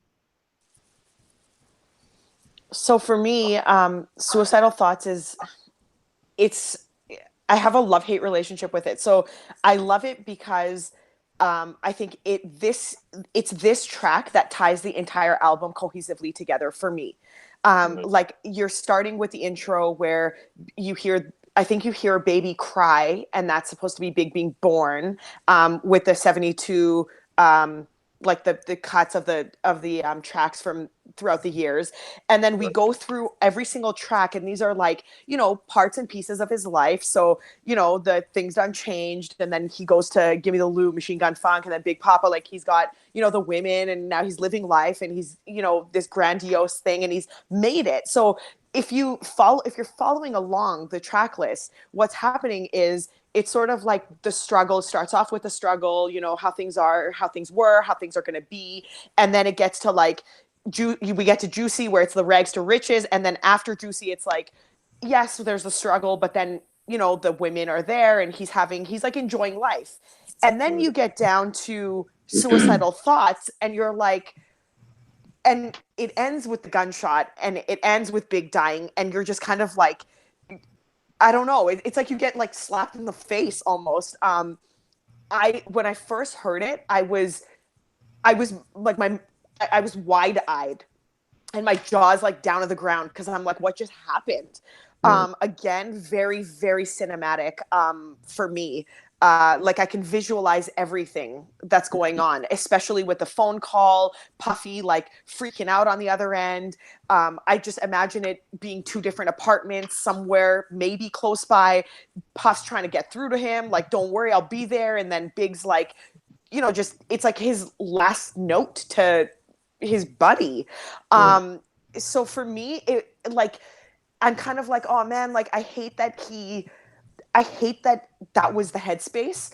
That's where the hate part comes in. So I love it for all that it is, but then I hate that Big is kind of struggling that much, and it's that dark in there, because obviously like we see Big, and he's just so dope, and you're just kind of like, how do you not, um, and then it ends up, yeah, like he ends up with the gunshot and dying, and then you're just kind of like, oh my God. But again, it kind of puts it all the pieces together and kind of ties it all together. So I love it for that. I love the cohesiveness of this album, and that song. Yeah, it's a tough one. It's definitely a tough one to listen to. And I think Big in an interview, someone asked him about suicidal thoughts, and correct me if I'm wrong, you guys, but I think in an interview, Big said, I was just smoking at the time, and these were just kind of like thoughts that were in my head. I wasn't ever going to act on it. Yeah, I would call that too. Yeah. Yeah, so he was just kind of like, and he was like totally high when he was answering this as well. And then he was like, yo, man, I don't know. It's just stuff we think about, and it's just stuff that's thoughts that are always there. And it's kind of like, yikes, like we hear the track, we hope it's not real, but then we hear that it kind of was. I don't know. For me, it's just a little unsettling as someone who loves Big so much. But again, I do love it. I love that it's on this album. I think it definitely belongs at the last track. The sequencing, I think you said it at the beginning. The sequencing is flawless here. I don't know who to thank for that. I don't want to thank Puffy, but yeah. Yeah.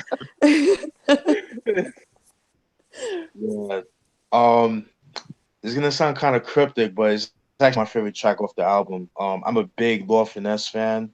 Love his production. He's dope MC as well. The story with this beat, this had to have been at the time when he was recording "Come On Motherfuckers" .x, the song I posted on my IG. He was Now I was looking at Mike. It is fire, but he was just going through beats, and then he picked the beat for "Suicidal Thoughts." And Lord Finesse was kind of like, "Yo, like, why would you choose that beat? What you gonna do with it?" And he was like, "Yo, I don't want to just sell you just to make $1. I want to make sure you do some like marvelous shit to the shit." I'm just paraphrasing what he said in the interview. And like Lord Finesse wasn't even there for the session. Like he just got the beat, he recorded it, and then like Lord Finesse didn't hear what he recorded to until the album came out. And when the album came out, that's what came about. Suicide is definitely a very touchy subject. I know a couple of people that committed suicide. That's not a funny thing. I like the beat because I like horror movies, so it just has like that horror movie feel to it. But like suicide is something that I don't take very lightly. Like if you're going through stuff, please talk to somebody. You know what I mean? Because there are people that do love you.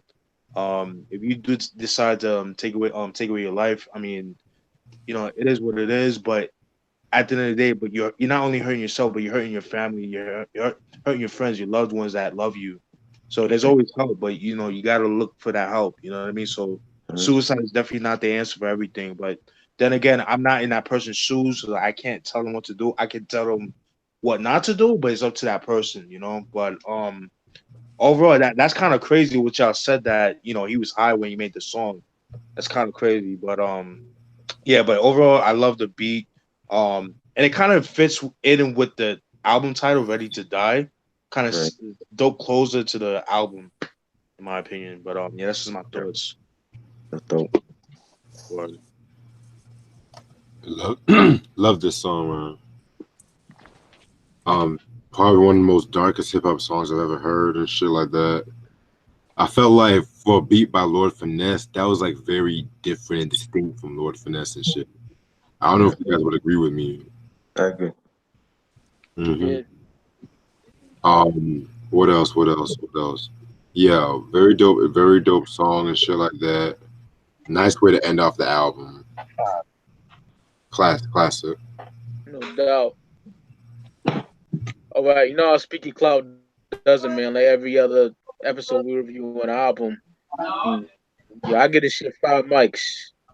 5 mics for me. 5 for me too. It's a classic. 5 mics, Chris? Yep, classic. How about you, Porsha? 4.5. 4.5. It's a classic album, but 4.5. It's not a perfect album. No doubt. I respect that. I agree too. Yeah, I'll give it a 5. I'll give it a 5. All right. Hell yeah.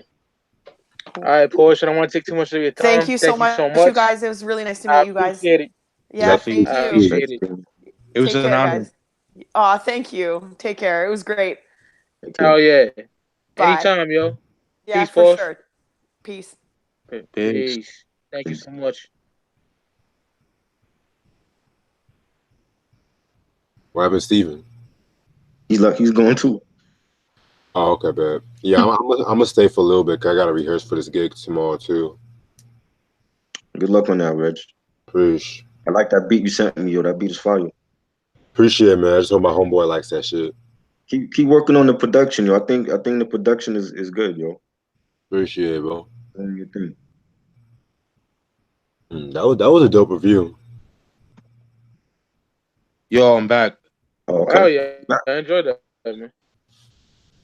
Yeah, I'm back. My bad. Yeah, I don't know. For some reason, when Porsche Mhm. when she logged off, that's when I logged off too. Oh shit. It was weird. I don't know. By the way, Steven, dope. BG Knockout addressed the review yesterday. Oh, I appreciate that, man. As you know, I posted a comment, bro. I love it. Yeah, I appreciate that. I responded back. Yeah, You hell yeah. Oh, go ahead, Mike. No, I was just saying I love Steve's review, man. Fantastic. Yeah, no, I appreciate that. You know how I get down. Like I usually try to review albums that a lot of people don't talk about. Like Right.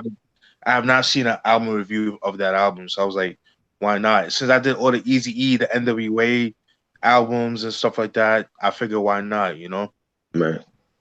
So Yeah, cause I know I reviewed that album like a while back when I first started and shit. right. But you had me rolling when you read the lines to, I think it was the first song, and it was like the suspect lyrics, and it's just your facial expressions on that camera.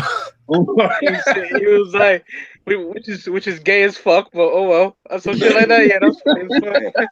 And so I left a comment saying, "Yeah, gangster rappers always trying to say some shit, but they trying to act hard at the same time. Like, I'm gonna make you suck my dick until you hiccup. Word up. Like, what? No. Like, Nah, but I do that because like, to comic relief, you know what I mean? Kind of like in a horror movie, like you have like one of those funny moments. yeah. So same concept, you know. But I know Drake ain't gay, you know. I know he ain't gay like that. He ain't gay at all. But because in the song, what's the song? I got the album right here. Compton Ho. You know, he talked about fucking hoes and shit. You know what I mean? So he talks about he likes girls with big asses and all that. You know what I mean? He sluts them out, fucks them out and shit. So I know he ain't gay. And that was a Drake's solo track. Is it possible for one of y'all to drop the link in the chat for Ricardo if he's still there, or Yeah, I got you.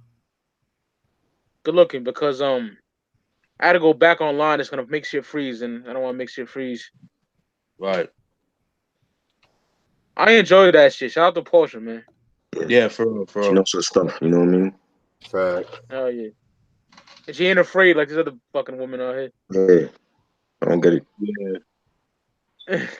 You know? Hell yeah.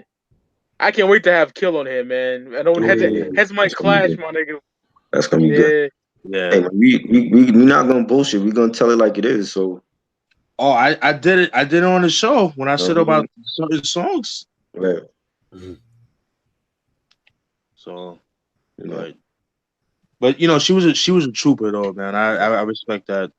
Yeah. Yeah. Oh yeah. Cause like a lot of her opinions that I watch on the show, like I share the same sentiments. Like I'm not too crazy about the Beastie Boys like that. Although I do like my favorite albums from them is Check Your Head and Ill Communication. Me and Reg doing the Beastie Boys discography, like breakdown? Like all the albums? Yeah. Oh, You gotta let Big Mike in there, man. You gotta let Big Mike in there. Big Mike will be in there, definitely. So the fuck, nigga. I love Beastie. I love Beasties, man. Yeah. So, I'm actually about to review some of the albums next month too. Yeah. Oh yeah? Yeah. Hell yeah. By the way, Mike, I was actually gonna ask you, if you guys still want to do the I Am Nostradamus shit, we could probably do that like in about 2 weeks and shit if y'all are still down. Yeah, I'm down for that. Oh yeah. Yeah, we'll talk about like the bootleg tracks and shit. Then I told y'all before, I want to review I Am by itself because niggas just crap all over that. Right. Yeah. Solid album. Y'all want to do it on my channel or it's Mike's channel? Doesn't matter really. True. Yeah. I do want to talk about Nostradamus too, because I have a whole new appreciation for that album. Yeah, it's a dope album. It's not as bad people make it out to be. It's Right. not. Not I like compared to his latest stuff. way better than Street's Disciple, Hip Hop Yes. is Dead. Better than a nigga album. Yeah. You would think that that's the worst album in hip hop history. How niggas treat that album? B. Exactly. Yeah. Even Complex put that shit over like the Firm album, which I was like, what? Yeah. Like the Firm album, that's the worst album, in my opinion. I'm sorry. I wouldn't say it's the word. It's the production. That was the issue. The lyrics, they were on point, lyrically on point. Mm-hmm. It was the production, yo. I don't think it was a bad album. I think the mix of Dre's production and Trackmasters didn't work for that album. Right. Too. Especially because Dre was going through that whole experimental, classical kind of phase. There's some shit I fucking absolutely love on that. Yeah. There's some Toronto is dope. No. 5 minutes to flush. I hated that song. That joint. 5 minutes shit. Oh, they sampled the Houdini joint. Yeah. 5 seconds to flush that shit down the toilet. I say. Nori, I'm leaving. That's fine. I'm trying to have Ricardo, but it's not letting me. Yeah, I'm gonna see if I can do it. It's taking a while though. Get the YouTube up and running. All right. $500,000. That shit with $500,000 is stupid too. Yes. Rest in peace. That song. Yeah, Brooklyn nigga. What would you guys say is better, The Firm or China Doll? The Firm. Oh, Firm. China Doll is horrible. I threw that shit out too. Yeah, I remember in New York, they were promoting the album like it was no tomorrow, dude. They had all the posters up everywhere. Yeah, it was like all the billboards in the hood. I'm like, oh, this album must be dope. But I heard it years later. I'm like, are you serious? They overhyped that album. Yeah. The bar, yo. Oh, fuck that song. Jesus Christ. Hot spot. Oh, Lord. That song she did with the Dog Pound. Ugh. Yeah, because she was going corrupt at the time too.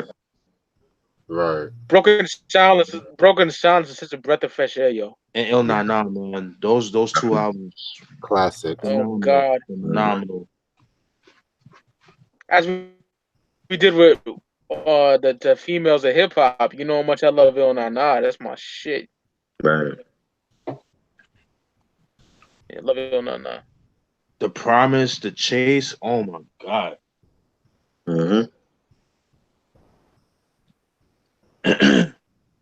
Shoot, that's the dope. Shit acting up on a nigga, man.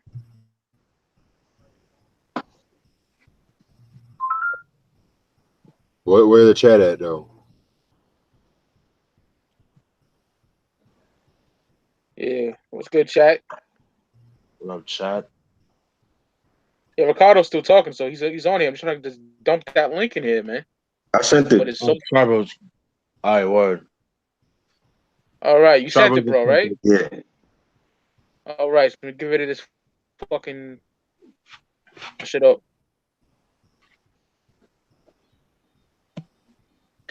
Hope I can be on camera all the fucking time, man. That'd be dope. But I don't trust this damn computer. Right.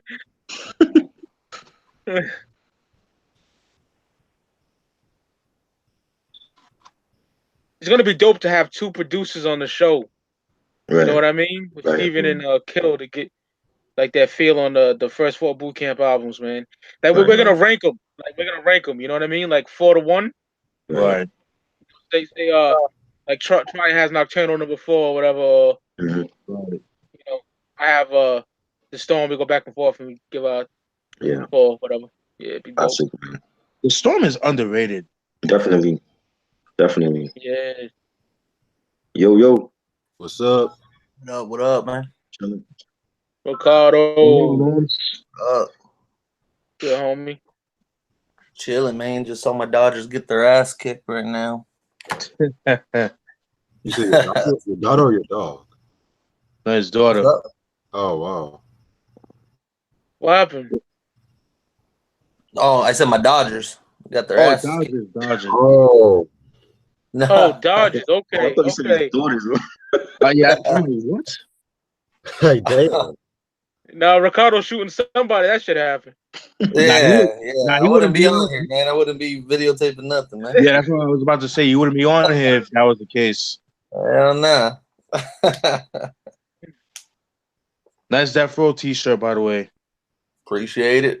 One of the homies owns this company shot me this hat, so it's a pretty dope hat. Dope. What's cracking, fellas? Dope review, dope album. Appreciate it. I was trying to get on when you guys were on what's on Warning, but Oh shit. Yeah. I I didn't have watching my phone at me. Yeah, my bad, yo. Cool, it's cool.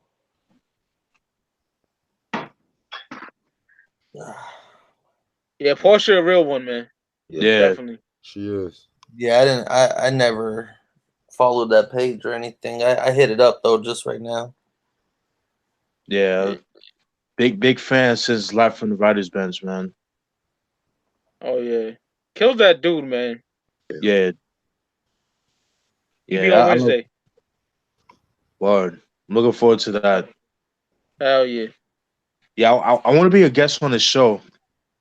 Oh yeah, hell Obviously, yeah. I'm supposed to be twice, but you know, he's like, I can't hear you. I can't hear you. I was, oh fuck. Right. So hopefully everything works out this time, you know. It should be able to.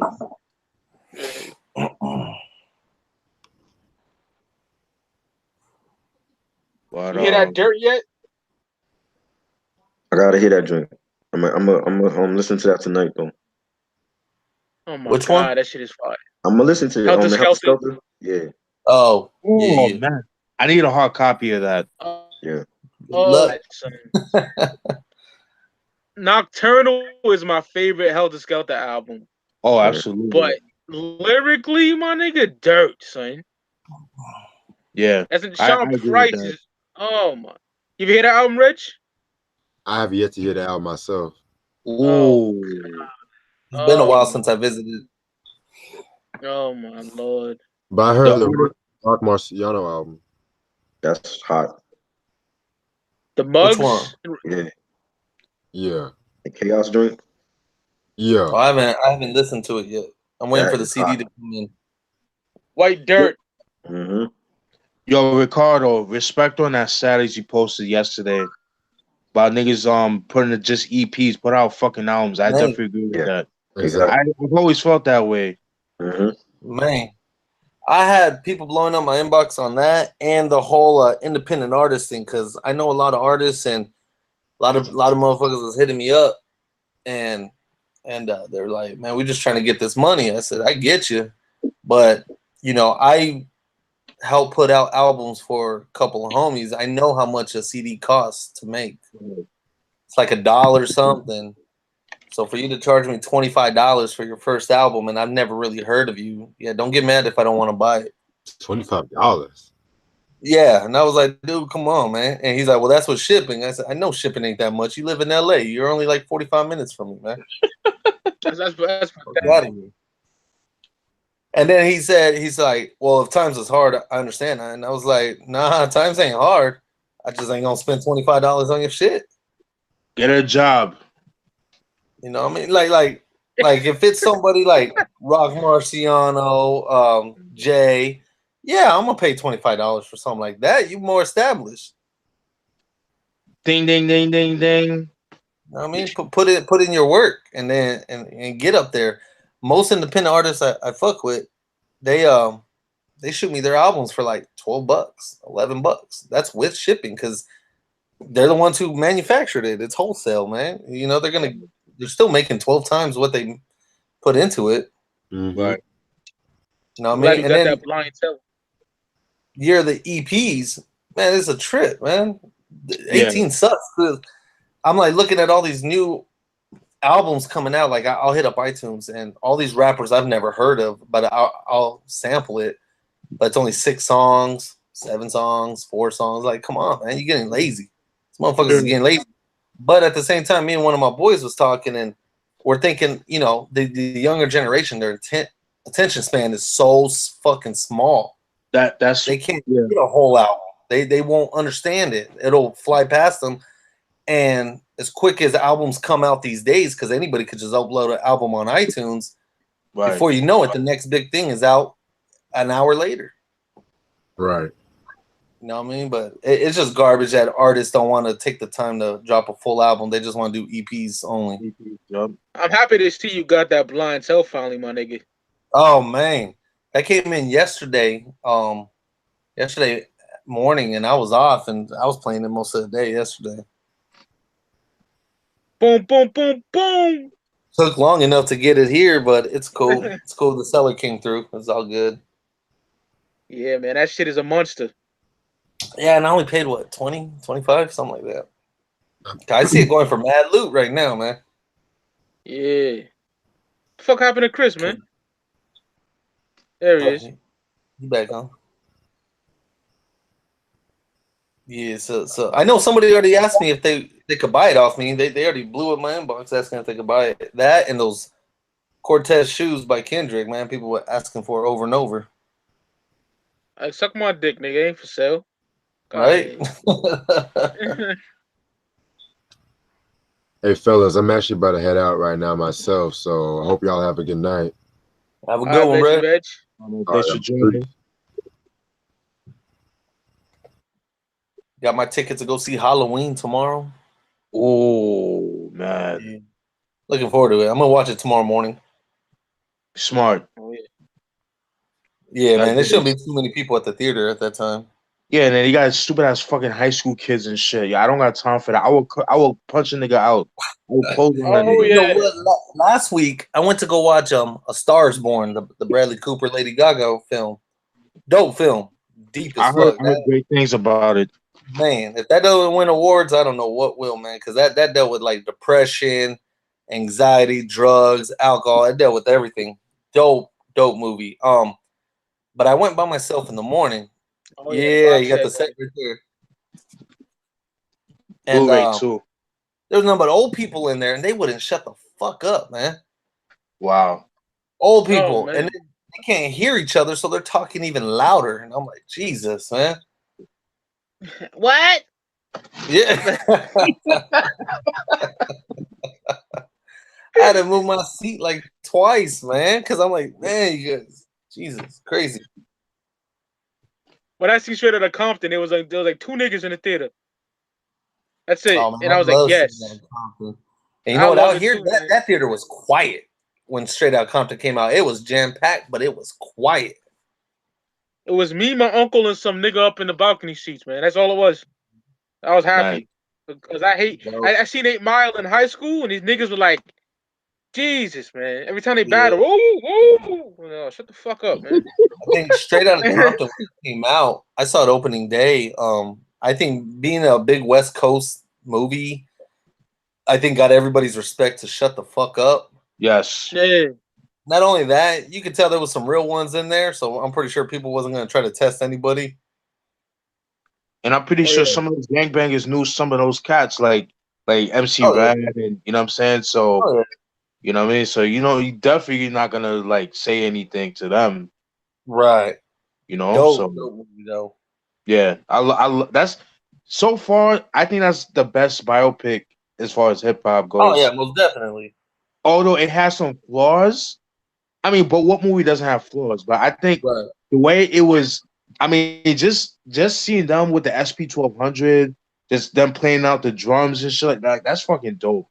And the records and all that, and just so dope. But the hip hop head in us, I would have made that movie like 6 hours long because I wanted them to do the making of like the solo albums and shit, you know. Well, see, DJ Quick had recommended to Dre and Cube to take it to HBO and do like a 10-episode miniseries, like make them all an hour or 2 hours long. Right. You know what I mean? Because there's a lot of history. We didn't get nothing on MC Ren. We didn't get nothing on the backstory on DJ Yella. We didn't get none of that. Or Arabian Prince. They left him completely out. Yeah. And Crazy D and whatnot. They left a lot out. But for what it was, I loved it. Yeah. Yeah. It was way better than that Biggie. Everything is better than that Tupac movie. I hate Notorious and All Eyes on Me with a passion, yo. I can't stand it. I like Notorious more than I like All Eyes on Me. I hate All Eyes on Me. Yeah, gun on my head, yeah. I hate it. Oh my god, I had worked like 16-hour shift and then still went to go watch it, and I'm like, man, I missed sleep for this bullshit. Garbage. And, you know, being West Coast, I was hyped for All Eyes on Me, and it was the biggest letdown ever, man. I was hyped too, and I was so pissed, yo. Like, yo, son, dude, nigga, what the iPhone? An iPhone in 1994? Seriously? Yeah. Like, come yeah, on, what? Oh, these niggas don't think, B. Yeah, they really don't. Like, wow. And what's fucked up though? Afeni said no to the movie. They did it anyway. That is so fucked up. That's grimy. That is grimy, yo. Yeah, man. They should have let John Singleton do it. Yeah. You know, the whole shooting scene in Vegas. Jesus, that was boring. They played that opera music, whatever the fuck they was playing. I'm like, what the fuck is this? Yeah, that's terrible. Garbage. They paid so much to get this guy to look like Pac. They paid so much to clear all the music and didn't put nothing else into the movie. Nothing. The acting was horrible. Yeah. It was horrendous, yo. That nigga Pac was a real nigga. This nigga had the aura of a herb. I didn't like that dude that played Pac. He looks like him, yeah, but yeah, I didn't like it. And then see with Pac again, his life was so crazy. You need more than 2 hours. Oh yeah, more than 2 hours to tell his story. Yeah, like they didn't even show Shock G. TV show Was Shock G in the movie? Yeah. Okay. Yeah, for a little while. Okay. Yeah, but they could have made it into a series, man. One season, his younger life, and that shit could have lasted 5 years telling his story. Yeah, talk man. about They could have done 12 episodes a year, man. That shit would have lasted a while. Yeah. Yeah, talk about, Digital Underground and his run with Live Squad with Stretch and Majesty. Mm-hmm. You know what I'm saying? Like shit like that people, real pop fans would know about, but you're not gonna get that because, like you said, man, when it comes to the EPs, like people with short attention spans, like, oh, that's too boring. That's why they try to cram it all in one movie, man. Because that's what I'm saying. Wouldn't watch it. Yeah, they wouldn't wait a whole 10 episodes or anything like that, man. It was garbage. And one of my gripes with the Straight Outta Compton, I did not like the nigga that plays MC Run. He made it look like a fucking tag-along nigga. Like, oh, can I come? Like, what?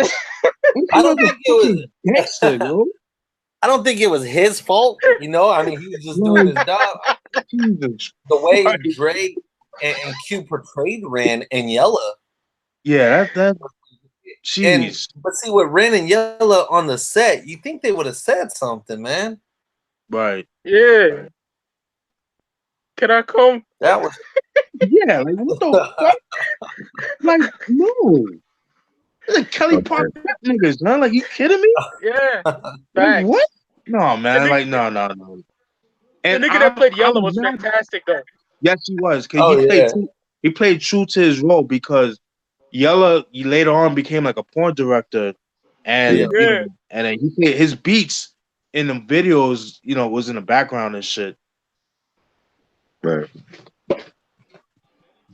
But there was so much, like, from interviews I've seen with, like, Eazy's son, Toker, when he was alive, they all said Eazy never moved into no small house. He always had the mansion. He was still well off financial. He didn't have to break down weed while albums were still coming out, because he still had Bone Thugs, he still had Brownside, he had Kid Frost. He was still making good money, and he was making money off the Chronic. But the way the movie made it seem like he was going broke fast.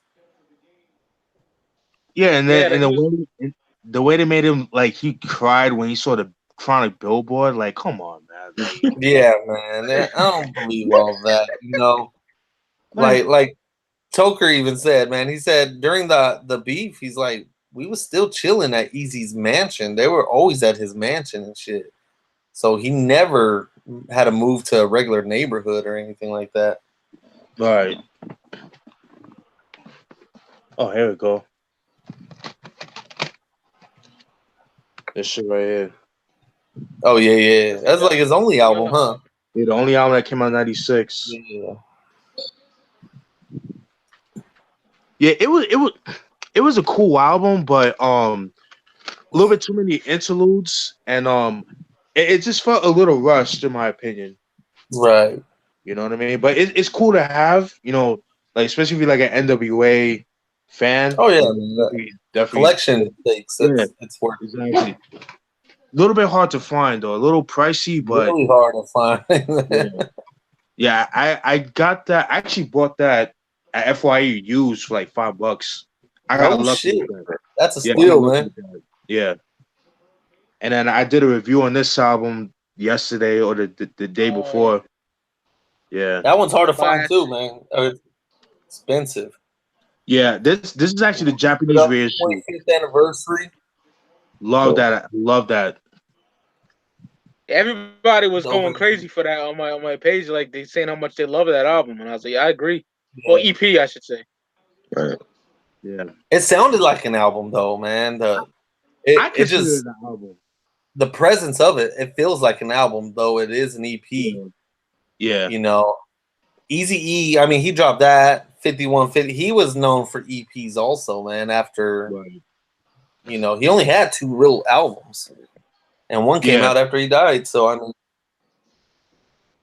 but that's one of my favorite EPs of all time. Oh, no doubt. Yo, they got some fools on Facebook, man, talking shit about Eazy-E. Like, Eazy Does It was the only good album he put out. I'm like, what? Like, that's stupid. Yeah. That's stupid, sir. That Straight Off the Streets of motherfucking Compton, I love that album. Straight Off the Streets of Compton. I love that album, dude. I need to send you that shit, Chris.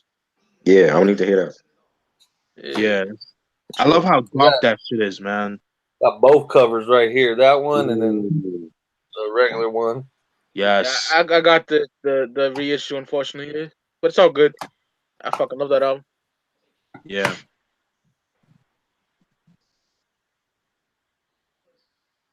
Yeah, I love that album, man. Like hit the hooker, old school shit. Ooh. Creep and Crawl. Sorry, Louie, my nigga. Sorry, Louie. Yes. Yeah. Bashed him in the head with my Louisville Slugger. Sorry, Louie. Yeah. And Dookie braids in his hair. Easy's dope, man. Yeah, Easy's that nigga, man. Rap. Oh yeah. I love Eazy, man. I'm telling you, if he was alive today, he would be up there with the likes of Dr. Dre, you know, as far as like, you know, hip hop mogul was. The Russell Simmons. I think if he was alive today, him and Dre would probably have a label right now. Oh, no doubt. I think him and Dre would have moved forward. Yeah. I don't know if Dre would be Dre that he is today. I think Eazy would have kept him a little bit more grounded. Yeah. You know, he wouldn't be the Apple exec person that he is now. But they would still be making moves together. Yeah. You know, all it took was Jerry Heller to kill that whole situation, man. Porsha is worried that she talked too much. I said, nah, man, you did great. He loved it. Oh, what happened? I said, Porsha was worried that she talked too much. I said, nah, you did great. Oh, no, we loved it. Yeah. I was worried I talked too much because you know how I always be long-winded with my shit, but Well, we need that because who the fuck does that? Real niggas, give you all the information that you need for the album. You know what I mean? Right. No doubt. Yeah.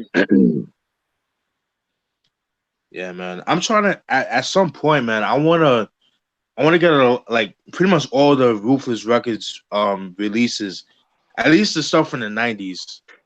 But I know those go for stupid money. But I'm gonna try my best. Son, I can't believe I have fucking cocaine, motherfucking Yeah, I hate you 90. for that, man. Jeez. I couldn't believe that shit. Shout out to Hoovy, man. Yeah. Shout out to Uvi, Fuck man. Upon a Rhyme. Fuck Upon a Rhyme is a classic. Have you guys heard of his first album from Nah. '91? But it wasn't he wasn't named Cocaine. He was named Who Am I? Because they couldn't use the name Cocaine for obvious reasons. Yeah. Yeah, I forgot the name of the album, but yeah, it came in like '91. I didn't hear it, but thought maybe you guys would have heard it. I haven't heard it. Yeah. No. I knew he went by a different name, but I ain't heard the album yet. Right. Edgar Adam, I'm gonna go with Don Cartagena. That's a hard one though, man. What did he ask, Ricardo? What did he ask? Fat Joe, Don Cartagena, or Flesh of My Flesh, Blood of My Blood. That's a hard one, but DMX. I'm gonna go with Fat Joe, and that's a slight win, barely. But Flesh of My Flesh, my favorite DMX album. That's a slept on album. Yeah, I think so too, because it came out so quick after his first one, and then there was X. When that came out, that really overshadowed everything because they had so many radio hits on that album. Yeah. Oh yeah. I gotta go with Flesh of My Flesh by a small cunt head. Because Don Carter is just fire, man. That's my yeah. They both classics in my book. Yeah. Junior year high school for me. No, I'm bugging. Junior high. Yeah, junior high. Yeah, cause I'm about your age, and yeah, I was in junior high when both those. Yeah, I was in. I started watching season 2 of Evolution or Hip Hop Evolution on Netflix. Y'all catch that yet? I gotta see that. I'm on the Bay Area right now. Oh, okay. Is there only like 4 episodes? Is that what I saw? It's about short. I think there's 6 of them though. I think there's 6. I'm only on the first one, the Uncle Luke episode. Yeah, I got through that, and I got through no. I'm on the second episode because the Uncle Luke one is like they talk about UGK as well. Yeah. Well, I'm only like 35 minutes in. Oh, okay. That shit's fire, man. I love that shit. You know, a lot of people don't give Luke his credit, man. He saved hip hop. Who you talking about? Uncle Luke. He saved hip hop. Had he lost that case, there would have been no profanity hip hop albums out ever. True. Very true. It would have been all of them. They're talking about your boy right now too, Chris. Who's that? Hammer. Talking about Hammer right now. They're on Hammer right now. They're talking about that nigga right now when I left off while I did the show. Wow. MC Hammer, man, he ain't had no great albums, but he had a couple good tracks here and there. Hammer did his thing for that time. Like he paved the way for mainstream hip hop. Oh, yeah. You know, he's still he's a big time respected in the Bay Area by all the OGs. I respect that. That song though, "Have You Seen Her" by Hammer, that's fucking classic, man. Yeah. I just never will bump that shit, no matter what. Ever. in life. But I respect him. Whatever. It's all good. The Funky Headhunter. That's the only album I like from him. Yeah. I like that album, man. Everybody hated that album. I like it too. You ain't gangster with it, but Funky Headhunter right there, man. That shit is dope. Oh God. Yeah, that one more time. Yo, that's my shit right there. He had Death Row up in the album and there, man. Hammer was that dude. One more time. Yeah, that shit is said. And this nigga dissed Jay a couple of years back. What the fuck is he doing? Oh yeah, I remember that, man. I was like, yeah, don't try it, man. Right. Hammer, don't hurt yourself, man. Yeah, They talked about Too Short. Well, he went out. They talked about what happened, Chris? I mean, Steve. You said Hammer went at Too Short. Oh no! I said they talked about Too Short. I'm like, what? Yeah, they talked. There was there was rappers going after Too Short though back then in the mid '90s. Yeah, like Pooh Man, Loonies. Yeah, Looney. Yup, they had Looney. Yuck Mouth in them. Yeah, Drew Down in them, right? Yeah.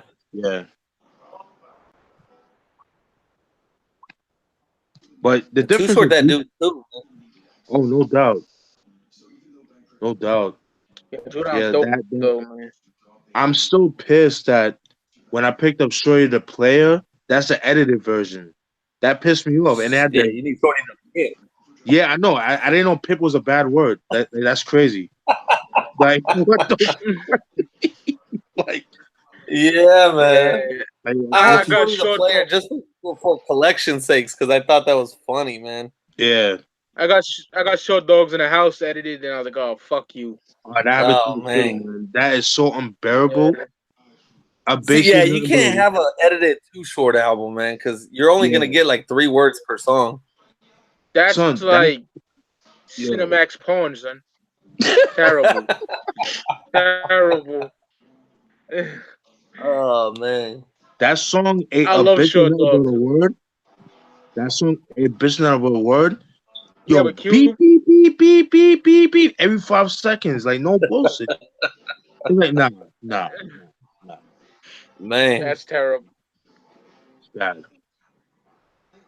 Hey, yo, KRD asks, CB4 or Who's the Man? Who's the man? Who's the man? Who's the man? But Really? I gotta. I'm going with CB4. Man. That shit was hilarious. And I'm black, yo. And I'm black, yo. And I'm black, yo.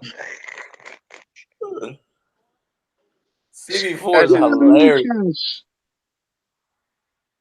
That's funny. Straight out of Low Cash. Oh, man, crazy motherfucker named Gusto. Big ups to Charlie Murphy. Rest in peace. Yeah, R.I.P. Rest in peace, yeah. What's your favorite Short Dog album, man? Man, damn. I gotta go to 1993. Get in where you fit in, man. Yeah. And Banks' production. See, oh my god. Depending on the day, on the mood, it's either like right now I'm gonna go with Shorty the Pimp. But if you would ask me yesterday, it would have probably been Getting It. Yeah, 96. Yeah, man. About his retirement album, but right, that would have been a great album to retire to. Also, no doubt. Yo, Ricardo, have you heard his 1999 album "Can't Stay Away"? Yeah, I like that one too. Though that was the intro. That shit is. I love the intro. Whoo! Where's that at? Can't Stay Away. The intro on this one. Great album. So slept. Are you big on Short, Chris, or no? I never heard none of his albums. None. Whoa. Whoa. Yeah, a couple of them. Too Short. I gotta email you some stuff, man. Yeah, man.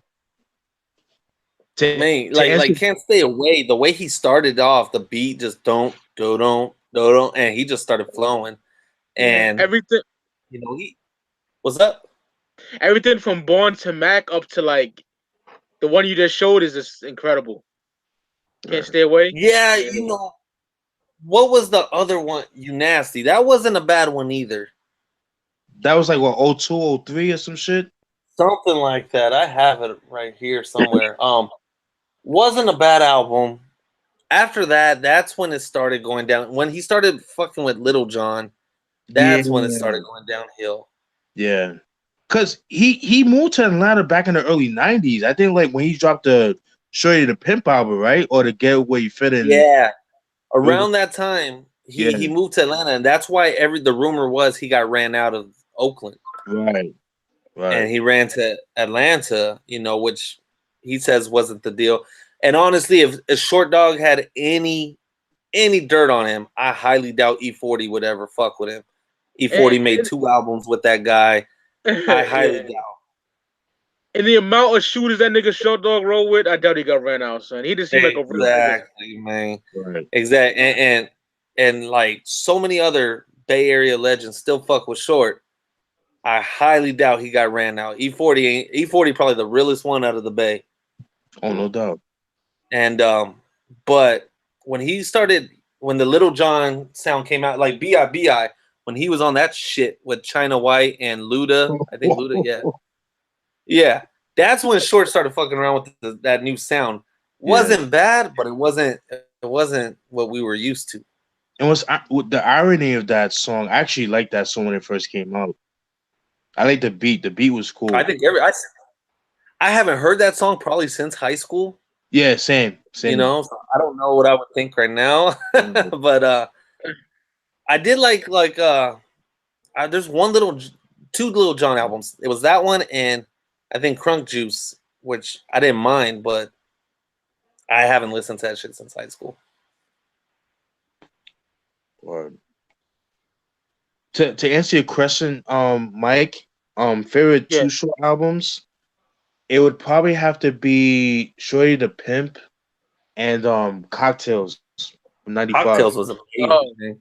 Cocktails is fire, man. Cocktails is woof. You know what I find funny about Too Short is I like the show Saved by the Bell, and there's that episode where they're trying to get YouTube tickets. They're in the mall spending the night to get YouTube tickets, and they're passing the record store, and you see this big old poster of Too Short. I want to say it was Cocktails. Okay. No, it might have been Short Dogs. It's a Too Short poster though in the background, and I think it's just fucking hilarious because it's so out of place on that show. AC Slater and Zach bumping some Too Short in their ride and shit. You wonder why Zach and him were the players they were, huh? Yeah. Nah, Zach, he was a piece of shit though. Zach was What?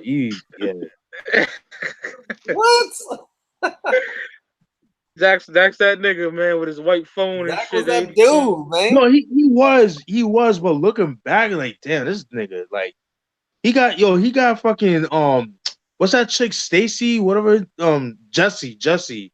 Got hooked on fucking speed and shit. I'm so excited. There's a YouTube page about that, man. There's a YouTube series about like how much of an asshole he really was that people didn't notice. And they released those videos, man. That shit's hilarious, man. That shit is hilarious. And they get dressed in like Vanilla Ice in one episode too. Oh yeah, when they were like rock stars and shit. Yeah.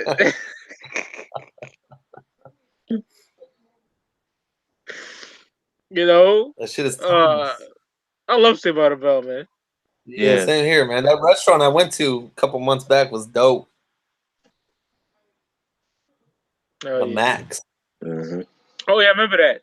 Yeah. Yeah, y'all gotta come to Cali. It's open till I think December of next year, man. True. What's the name of the restaurant? The Max. Oh, the Max. Is it based on Saved by the Bell? Oh yeah, it's designed exactly how it was in the show. Oh shit! And then they even have like a little locker area, and they have all the characters' lockers with like memorabilia inside it. And then they got Mr. Belding's office set up the way he had it and everything, and you could eat in the office and everything. It's pretty cool. Oh shit, that's dope. Oh yeah. Yo, Ricardo, quick question. You see, you're like 40 minutes away from LA, right? About 45, yeah. 45. So, are you like more by like Bakersfield? That's where I'm at. Yeah. Oh, so you're in Bakersfield? Okay, that's what I thought. Okay. Yeah. Dope. Nah, I was just wondering. The home of corn, yo. The home of corn. Yeah. I'm a big corn fan, man. Yeah. Yeah, Corn is big out here. That group, and they all live out here, man. I mean, Jonathan Davis's wife, she died out here just a couple months ago. That hit TMZ and everything. Yeah, that's crazy. And she don't live too far from, or she lived around the way, not too far from me. But Jonathan Davis, you'll see him around town. I mean, he rides solo all the time. So That's does I fucking love Derek that Carr dude. from the Raiders, the quarterback from the Raiders. People see him around town. He'll go out with his family or solo, man. That's He don't dope. roll with no big crowd. No, nobody's gonna fuck with him. Yeah. Especially Corn. They got so much respect out here. Ain't nobody gonna step or anything disrespect. Right. That fucking first album is so dark and fucked Yeah. up, yo. Their Oh first my two albums to god. me, man. Follow Life the is leader. That's my shit. That's my shit. So I know Steven don't like that, but I love that shit. Nice. Follow the leader. My shit. Love that shit. There's some dark shit on there, man. Yeah. I gotta Pretty revisit. face smashed against the bathroom floor. That's just I crazy, gotta man. I love that revisit. album. I gotta revisit the album to give my. But I How remember about hearing it because Issues? I have the album. Yeah. What happened? How about Issues from '99? Issues Issues is was tough, dope. yo. Yeah. I don't remember Yeah. that. I don't remember that album. I think you like it, Steven. It's very dark. Okay, I'm gonna check it out. Yeah. Corn is some OGs, man. They did songs with Ice Cube. They did Yeah. songs with all kinds of motherfuckers. I like the Yeah, song man. that Ice Cube did with them on his War and Peace album, "Fuck Dying," I think it's Volume called. 1. Yeah. That was pretty dope. Fucking, they got Slim Kid Trey from Farside on Father Leader, man. Yeah. Yeah. I'm telling you, like Bakersfield, we close enough to LA for, you know, a lot of people actually from LA in the past moved out here, and that's why probably Bakersfield is the way it is. But the gang roots is deep out here as far as like Mexican mafia and stuff. Oh wow. Started out of here. But at the same time, it's so fucking country too, man. Like Buck Owens and Dwight Yoakam, like legendary country singers. Huge. Like, so you'll see black dudes, Mexican dudes rolling. Like, a lot of country adds a lot of Spanish music into their shit that comes out of Bakersfield because the Mexican community is so huge out here. And then, so everybody, I mean, being in Bakersfield, everybody listens to everything, man. Word. Yeah, I always wonder like, cause you said 40 minutes, and I'm thinking like this nigga must be out in like Bakersfield. So I asked, and lo and behold, they said Bakersfield. That's dope. Yeah, if there ain't no traffic, it takes me about 45 minutes to get to LA. If there's traffic, good hour and 15 minutes, and I'll be in the middle of LA already. Oh, okay. Dope. It's cheaper out here than it is over there. Way cheap. It's a huge difference. The house I live in now, I have a $250,000 home, but in LA, this should go for millions. Wow. It's crazy. Wow. I would think Bakersfield because you know it's such a known name now, like even from back then. But I think it would be like up there with like LA. I mean, I know it would be cheaper, but not that much. Yeah. Like, you know, because Well, Cali. it's gonna get bigger. We're at a good million. We have about 1 million population. It's gonna get bigger because they're making a high-speed railroad that's gonna go from LA to like Frisco, and it's gonna pass through here. So I guarantee once that high-speed railroad gets here, you could take a train from Bakersfield to LA in about 20 minutes. Oh shit! And a lot of motherfuckers from LA are gonna move out here because it's cheaper, and they can still just take the train and go to work. Yeah, to go to work. Yeah, it's gonna be crazy. Y'all watching the Mayans? Y'all seen that last episode? Oh, yeah. Goddamn, man. That shit was ruthless, man. Yeah, man. Motherfucker killed his own mom. Look, Coco, man. Coco, that dude, man. His mom a bitch. Yeah. She was a bitch to him and his daughter. Yeah. Yeah, I see a lot of people only 3 more left. What happened to No, I was saying I see a lot of people hate on that show. Mines, they say like oh, it's too slow and too slow. That bullshit. Yeah, like it's like a slow burn. You know what? I think they expected it to be like Sons immediately, but if you watch Sons of Anarchy, the first season, ain't nobody really remembered nothing from the first season. It took the second season for it to really pick up, man. Right. Yeah. But people are ungrateful. They have short attention spans. Oh yeah, people always gonna compare it to something else and everything. It is what it is. You know what? I didn't really think the show was gonna be a success. I didn't think they were gonna, because the racism in America today. Oh yeah, with Donald Trump and everything, I was like, man, a show with Mexicans and a lot of Spanish in the show, it's not gonna succeed. But by episode 3, it was already consistent with like 4 million viewers, 5 million. They greenlighted the season 2 right away. Thank God.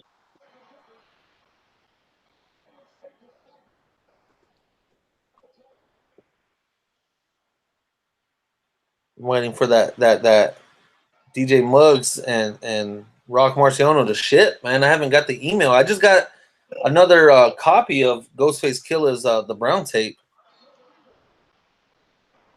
Out of nowhere, they sent. That. Yeah, man, Underground Hip Hop. I ordered it when it came out. Now I got the original issue from years ago when Apollo Brown issued it out. But when they reissue, I ordered it for Underground Hip Hop, and I got it. And out of nowhere, yesterday in the mail, with a note that said "Sorry for the inconvenience." I'm like, "The fuck?"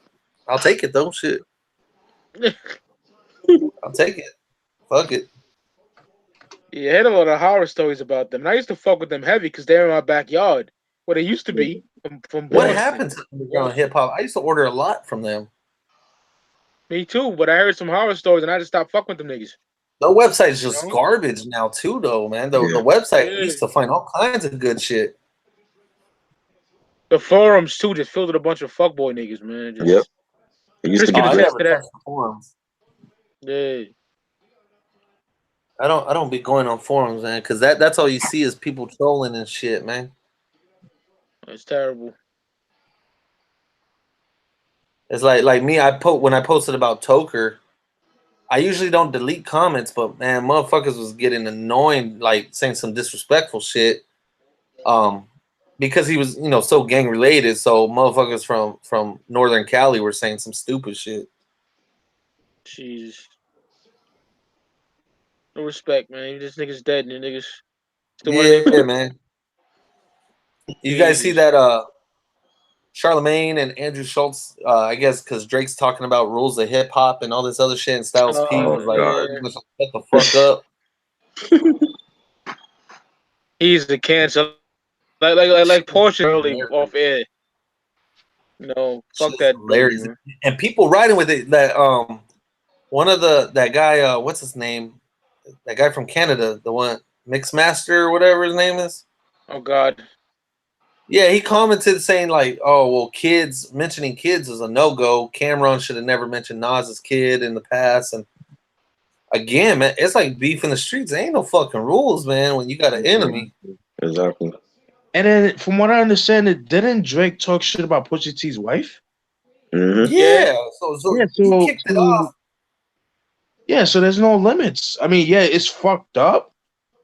But at the end of the day, you hit me below the belt, I'm gonna hit you harder. That's just what it is. Exactly, man. You got to go deeper than he did. Yeah, and you got to go so deep. You got to make sure he don't come back at you. Right.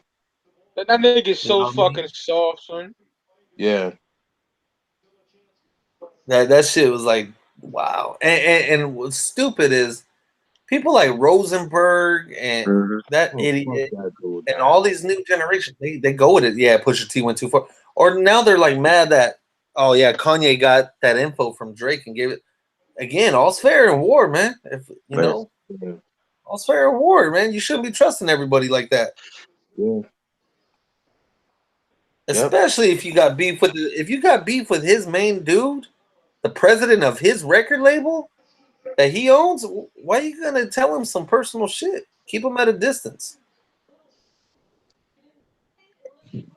Yeah, the record game is a shady business, man. Yeah. Like Jim Jones said, about Cameron, or it was dedicated at Cameron and Max B, that song Frenemies, Right. I hate them up close from a distance. I could love you. You know, you can't bring everybody right away too close, man. As far as I know Max B's only cool with Cam, but not Jim Jones or anybody else. Yeah. What I understand. That classic Doggy Diamonds interview in the come up, man. Oh yes. Oh man, that's dope. Talking mad shit. I love Max. He gone for life, man. That's horrible. Well, he's supposed to be coming out soon. Like, Yeah, what, a couple years? yeah, Oh, really? hopefully. Yeah. Have you all heard the track "Thug Life" by Ja Rule? Nah. No. What album was that on? Benny Vedi Vici Leftover. Apparently, that's what he said. Oh. KRD. I don't know that one. Nah, not really. I don't think I've heard it. South Central or Strapped? Strapped. I'm going South Strapped. Central. South Strapped. Central. South Central was good though. South Central's underrated. Yeah. Classic. Bamboo.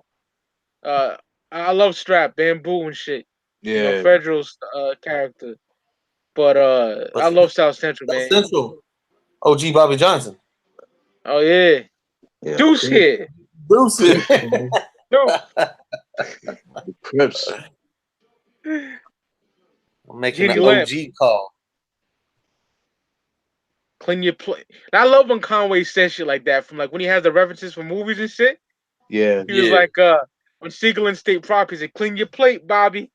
Because remember Jeannie Lamb told him like to sniff the cocoa or whatever? Yeah, that shit was crazy, man. I Better love South Central. soundtrack. Murder Was a Case or Tales from the Hood? Oh, Murder Was a Lord. Case. With Spice, and Spice catches bodies on that shit, man. But man, you said Tales from the Hood Part 2 was horrible, man. I wanted to watch it too. Oh, that Lord. was horrible. I watched it. It was terrible. It was terrible. You watched it all the way through? Yeah, I watched it. I watched it on Netflix. It was horrible. I have Netflix, man. Maybe when I'm bored, I'll try it. Yeah. I gotta go with Murder Was a Case of Two of America's Most not what am I talking about? Two Natural Born Killers alone. You know what I mean? Man. Natural Born And Killers. they were supposed to do an album. Yeah, Helter Skelter. Yeah. Helter Skelter. Man, imagine if that shit would have dropped at that time. Mm-hmm. So the story with that though, with DOC's second album, Helter Skelter, I think it's just something about, because did that album drop on Death Row Records? The No. DOC album? No? Okay. No, okay. No, never mind. I thought it went two to two together, because I thought maybe he named that album out of spite of Dr. Dre and Ice Cube. Maybe, I don't know. I could be wrong about that. I wonder how much unreleased shit Dre really has, man. I'm pretty sure he has about millions, man. Because they was working on that album. Then they had a lot of throwaways from Doggy Style that still hasn't been, all of it hasn't came out. Yeah. And he has the unreleased Diplomats. He has like 4 or 5 unreleased Dipset songs that he produced. What? I gotta hear that. Yeah. Yeah. Yeah, it shows them in the studio together too. Jimmy's like working with Dre. Wow. Yeah. He has a lot of unreleased AZ tracks too that he produced for AZ. Raekwon, because he was supposed to produce the whole Purple Tape Part 2. Yeah, I heard that too. The Aftermath. Yeah, that's true. Man. You know, and then all the unreleased Rakim shit he probably has, Busta Rhymes. Yeah. I want to know what's gonna come with all that in the future. Knowing with Dr. Dre, those are never coming out. Man. If we're not getting detox, then we definitely not getting those. And you know, the word is out here, Detox is gonna come. That he was working with certain artists, newer artists. Right. But again, I think if Dre drops Detox, it's not gonna be for any reason but just to put it out there. Right. He's not. He didn't even see a dime off Compton.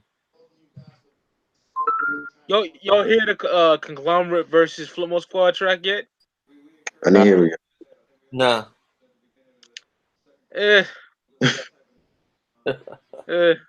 Buster kills it. Raw Digger kills it. Rampage. Mm. But like OT Genesis is on there. That Coco nigga. Oh, man. Terrible. well, he put a flip mode. He's Yeah. part of conglomerate. It's part. It's Oh, part. man. Yeah. And there's Yeah, no Lord The have funny mercy. thing is, Oh no, out here in that's Cali, not with it. from Cali, he don't even get that much. He don't get love out here like that. Who don't get love? OT Genesis, he's from Cali, man. Oh really? Yeah, he's from LA. Nobody really cares for him though. I thought that nigga was from like Texas or something, like Houston or some shit. Nah. Wow. Money Miz was telling me that Lord have mercy don't get along with Buster no more, man. Yeah, they don't fuck with each other. Yeah. Yeah, it's crazy, man. Cause he's my favorite member, dog. Yeah, he's mine too. Hell yeah. Blast Berettas and carry nons like math professors. His Woo. voice is so fucking dope, son. It's like an Love his evil voice. villain and shit. Yes, son. Lord, him and Rock Ness, that some of the best voices in hip hop, yo. Yeah. I agree. That song that he did with DV Alias Christ, Holy Water, that shit is so dope. Oh, It's shit. off the first Lyricist album, the Lyricist Lounge album. This album gets no talk, son. I don't know why. Yeah, it's so underrated. Yeah. Damn. Yeah. Rampage, The Last Boy Scout, man. 97. Love that album. Yeah. Man. Flip mode masterpiece right there, son. Yeah. If you like Busta Rhymes' second album, then you'll like that album. Man.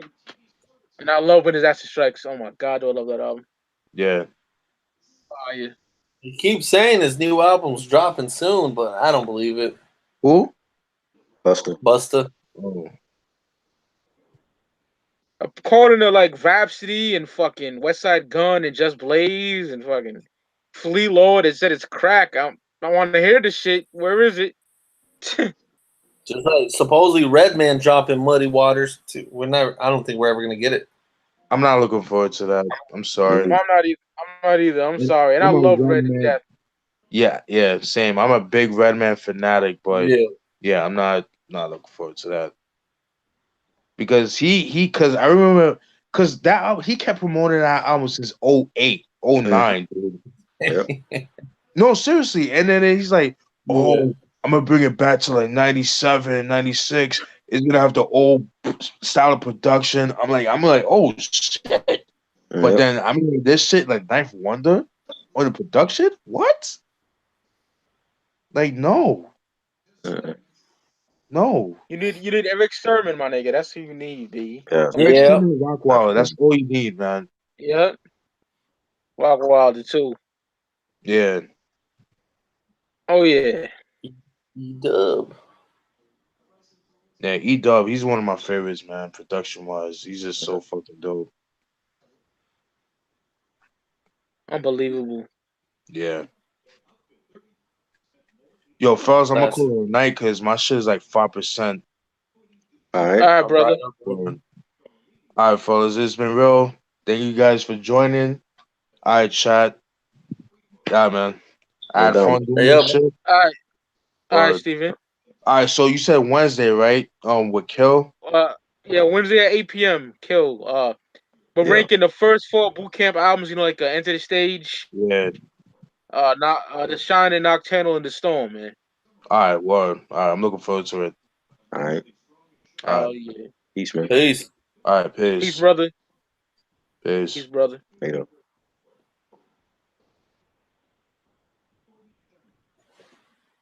Yeah, man. Hopefully I can come on camera all the fucking time. You know?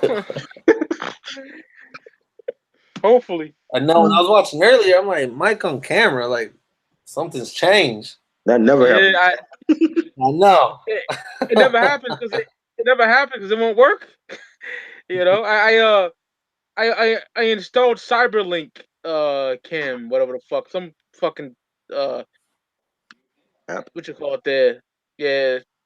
Software. And I guess it's working now, so let's hopefully it fucking works. You know? Dope. But I don't trust it though because sometimes when we first started, I was breaking up on this motherfucker. So I don't know, man. We shall see. We shall see.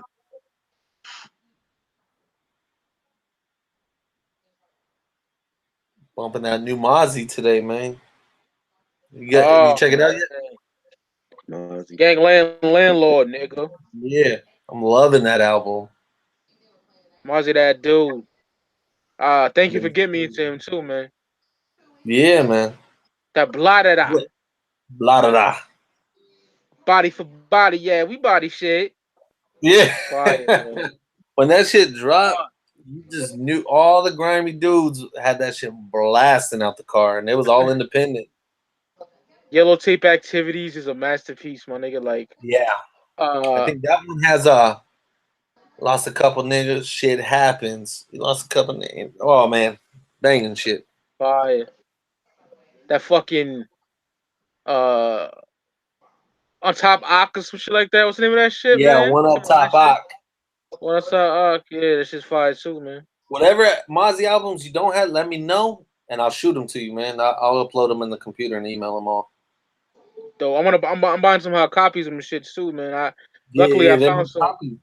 If you see them for a decent price, pick it up because I've seen them go for mad loot too at a time. I love that fucking Sibo diss track. That shit is fire, man. Man. Watching But he Pop has a Ock. good hit. You got to check out like Mozzie, that's his brother, his twin brother, Yeah. and Hus Mozzie. He's with the camp, and like June on the beat, he has a solo shit too. And God, there's somebody else with him. It's all a dope camp though. Dope camp. Yeah, Mozzie's ill, man. I fucks with him heavy.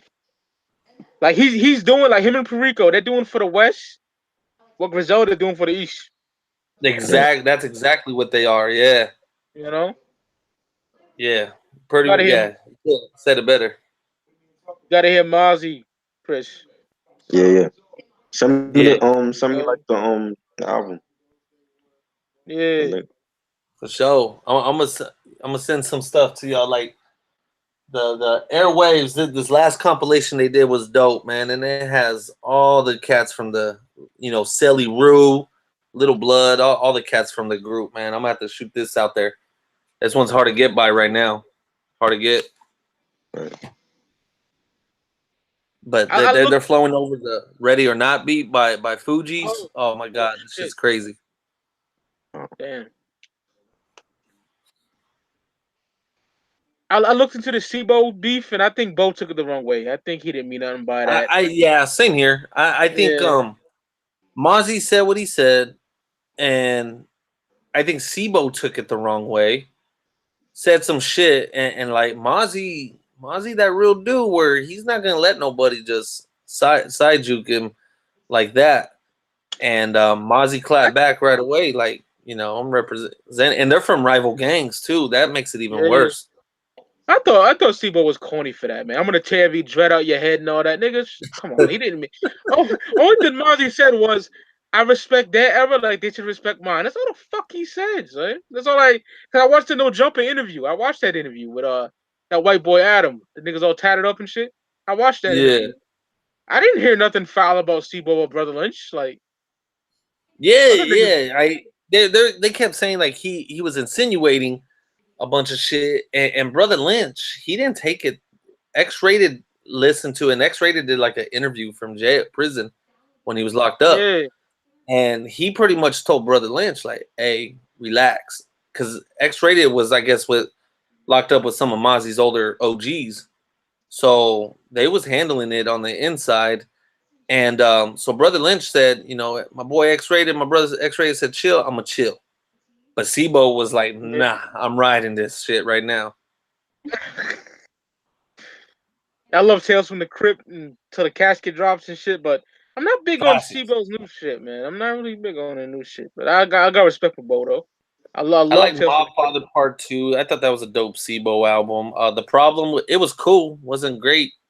It was all directed at Mozzie, and again, you're not gonna win that because not only does Mozzie have all the youngsters listening, his just shit was better, man. It is what it is. Yeah, I'm gonna catch flack for that, but I think Mozzie is 1,000 times better than Sibo now. Like, oh yeah, but right now, yeah. I don't think Mozzie has an album that fucks with like Tales from the Crypt or any of those classics. But right now, yeah, Mozzie that dude, man. Mozzie that dude. When Kendrick like gave him a shout out at the Grammys and shit, you know Mozzie that dude. Everybody listens to Mozzie, even though you don't see him on the TV or radios or anything like that. He's huge out here. I love that dude, man. I just started listening to him. Fire, man. That shit with Jimmy too on the Wasted Talent album. That's just crack. Yeah. Banging on the West, banging on the East. It's just with Mozzie, what gets me is he's still heavy in the streets.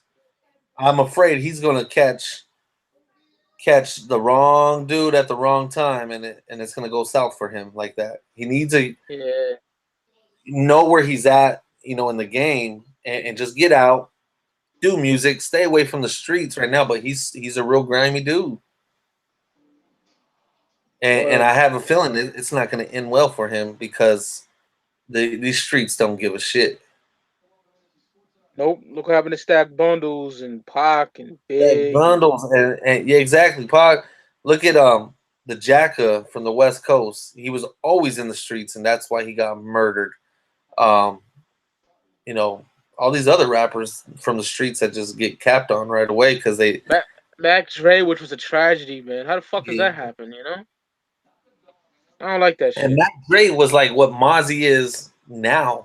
At that time, Mac Dre was huge, but he rolled around with real motherfuckers. Like E40 is that real dude, but he knows he's too old to be in the streets, man. E40 ain't out there in the streets. He knows killers, but he don't need to be out there to prove it.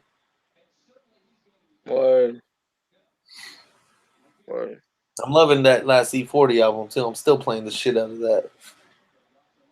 Yeah, I gotta look for new E40. I ain't been fucking with 40 since like Loyalty and Betrayal, man. I don't like that new shit he does, man. I'll be honest. Oh man, like E40's like the Gift of Gab. It's a dope album, man. I stay listening to that album. I'm on my Mob Music E40. You know what I mean? That's my E40. Oh, which one? I'm on my Mob Music E40, like the 90s E40. Yeah. That's my favorite. Yeah. In a major way, Harley Game. With him and Too Short though. They did 2 albums, man, and they did this one was Mob Music, E40 and Too Short. I check that out. They got everybody from Corrupt, Be Legit is on there, Be the Weeda. It's dope. Chris, what you listening to, man? I'm listening to the Rock Marcy and Muggs, and the new Usher joint that dropped. I like that one, man. I like that. Yeah, it was good. It was good. Yeah, it was only. I'm not too familiar with Zaytoven, but I thought he gave Usher some heat. He did, and you know what? Zaytoven, I didn't even know he's from Cali, man. He's from the Bay Area. I didn't know that. I was listening to Sway this morning, and they had Zaytoven on there. Yeah. And everybody kept calling like, "Yeah, you do good for the South. You do good." And he's like, "I'm from the Bay. I'm from the Bay Area." And I was like, "Wow, I didn't even know that." But I like that album. Yeah, it's dope. Vinny Paz, that album is dope. Love that. Yeah. Fire shit on there. The Dave East and Styles P. Mind Tricks. That came out earlier over the solo. I was slept on. I gotta go with the Vinny over the GMT. It's more grimy. Really? Yeah. Man. Letting this fucking yappa off. You know? And what that nigga say? Put his body in a box like an email address or something like that. Vinny go hard, son. That's one of his best solo albums, man. That got Muggs on there. He got Muggs on it. Dave East and Styles P, that album. Oh, that's retarded. I love that shit. Love that joint. It's a lot, man. Nothing came out today, man. Nothing new came out today. Or yesterday, Friday, whatever. Yeah. Nothing came out, man.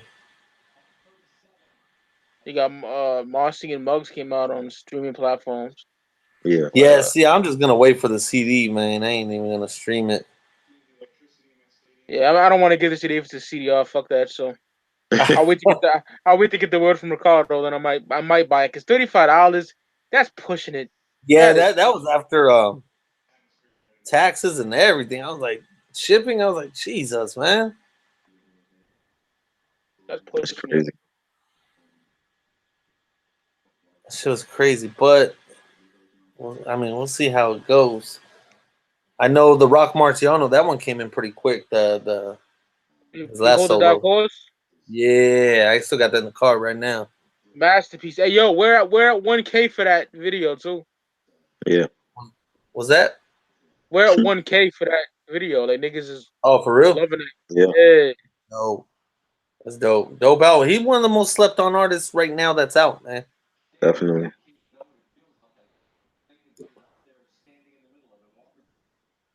I'm about to go to sleep, yo. I'm tired as fuck. Yeah, Is that, is man, that it's getting late over here. I got to be up super early too, man. all right, yo? Gotta be up, man. But it was good catching y'all for a bit. No doubt. Catching y'all for a bit. Hey yo, Chris. Mm. I'm Yo. gonna give you a call for like 5 minutes. I want to tell you some shit before I go to All right, sleep. cool. All right, All right, y'all. Peace. all right, y'all. Peace, y'all. Thank you, chat. Yeah. Peace, y'all. Later.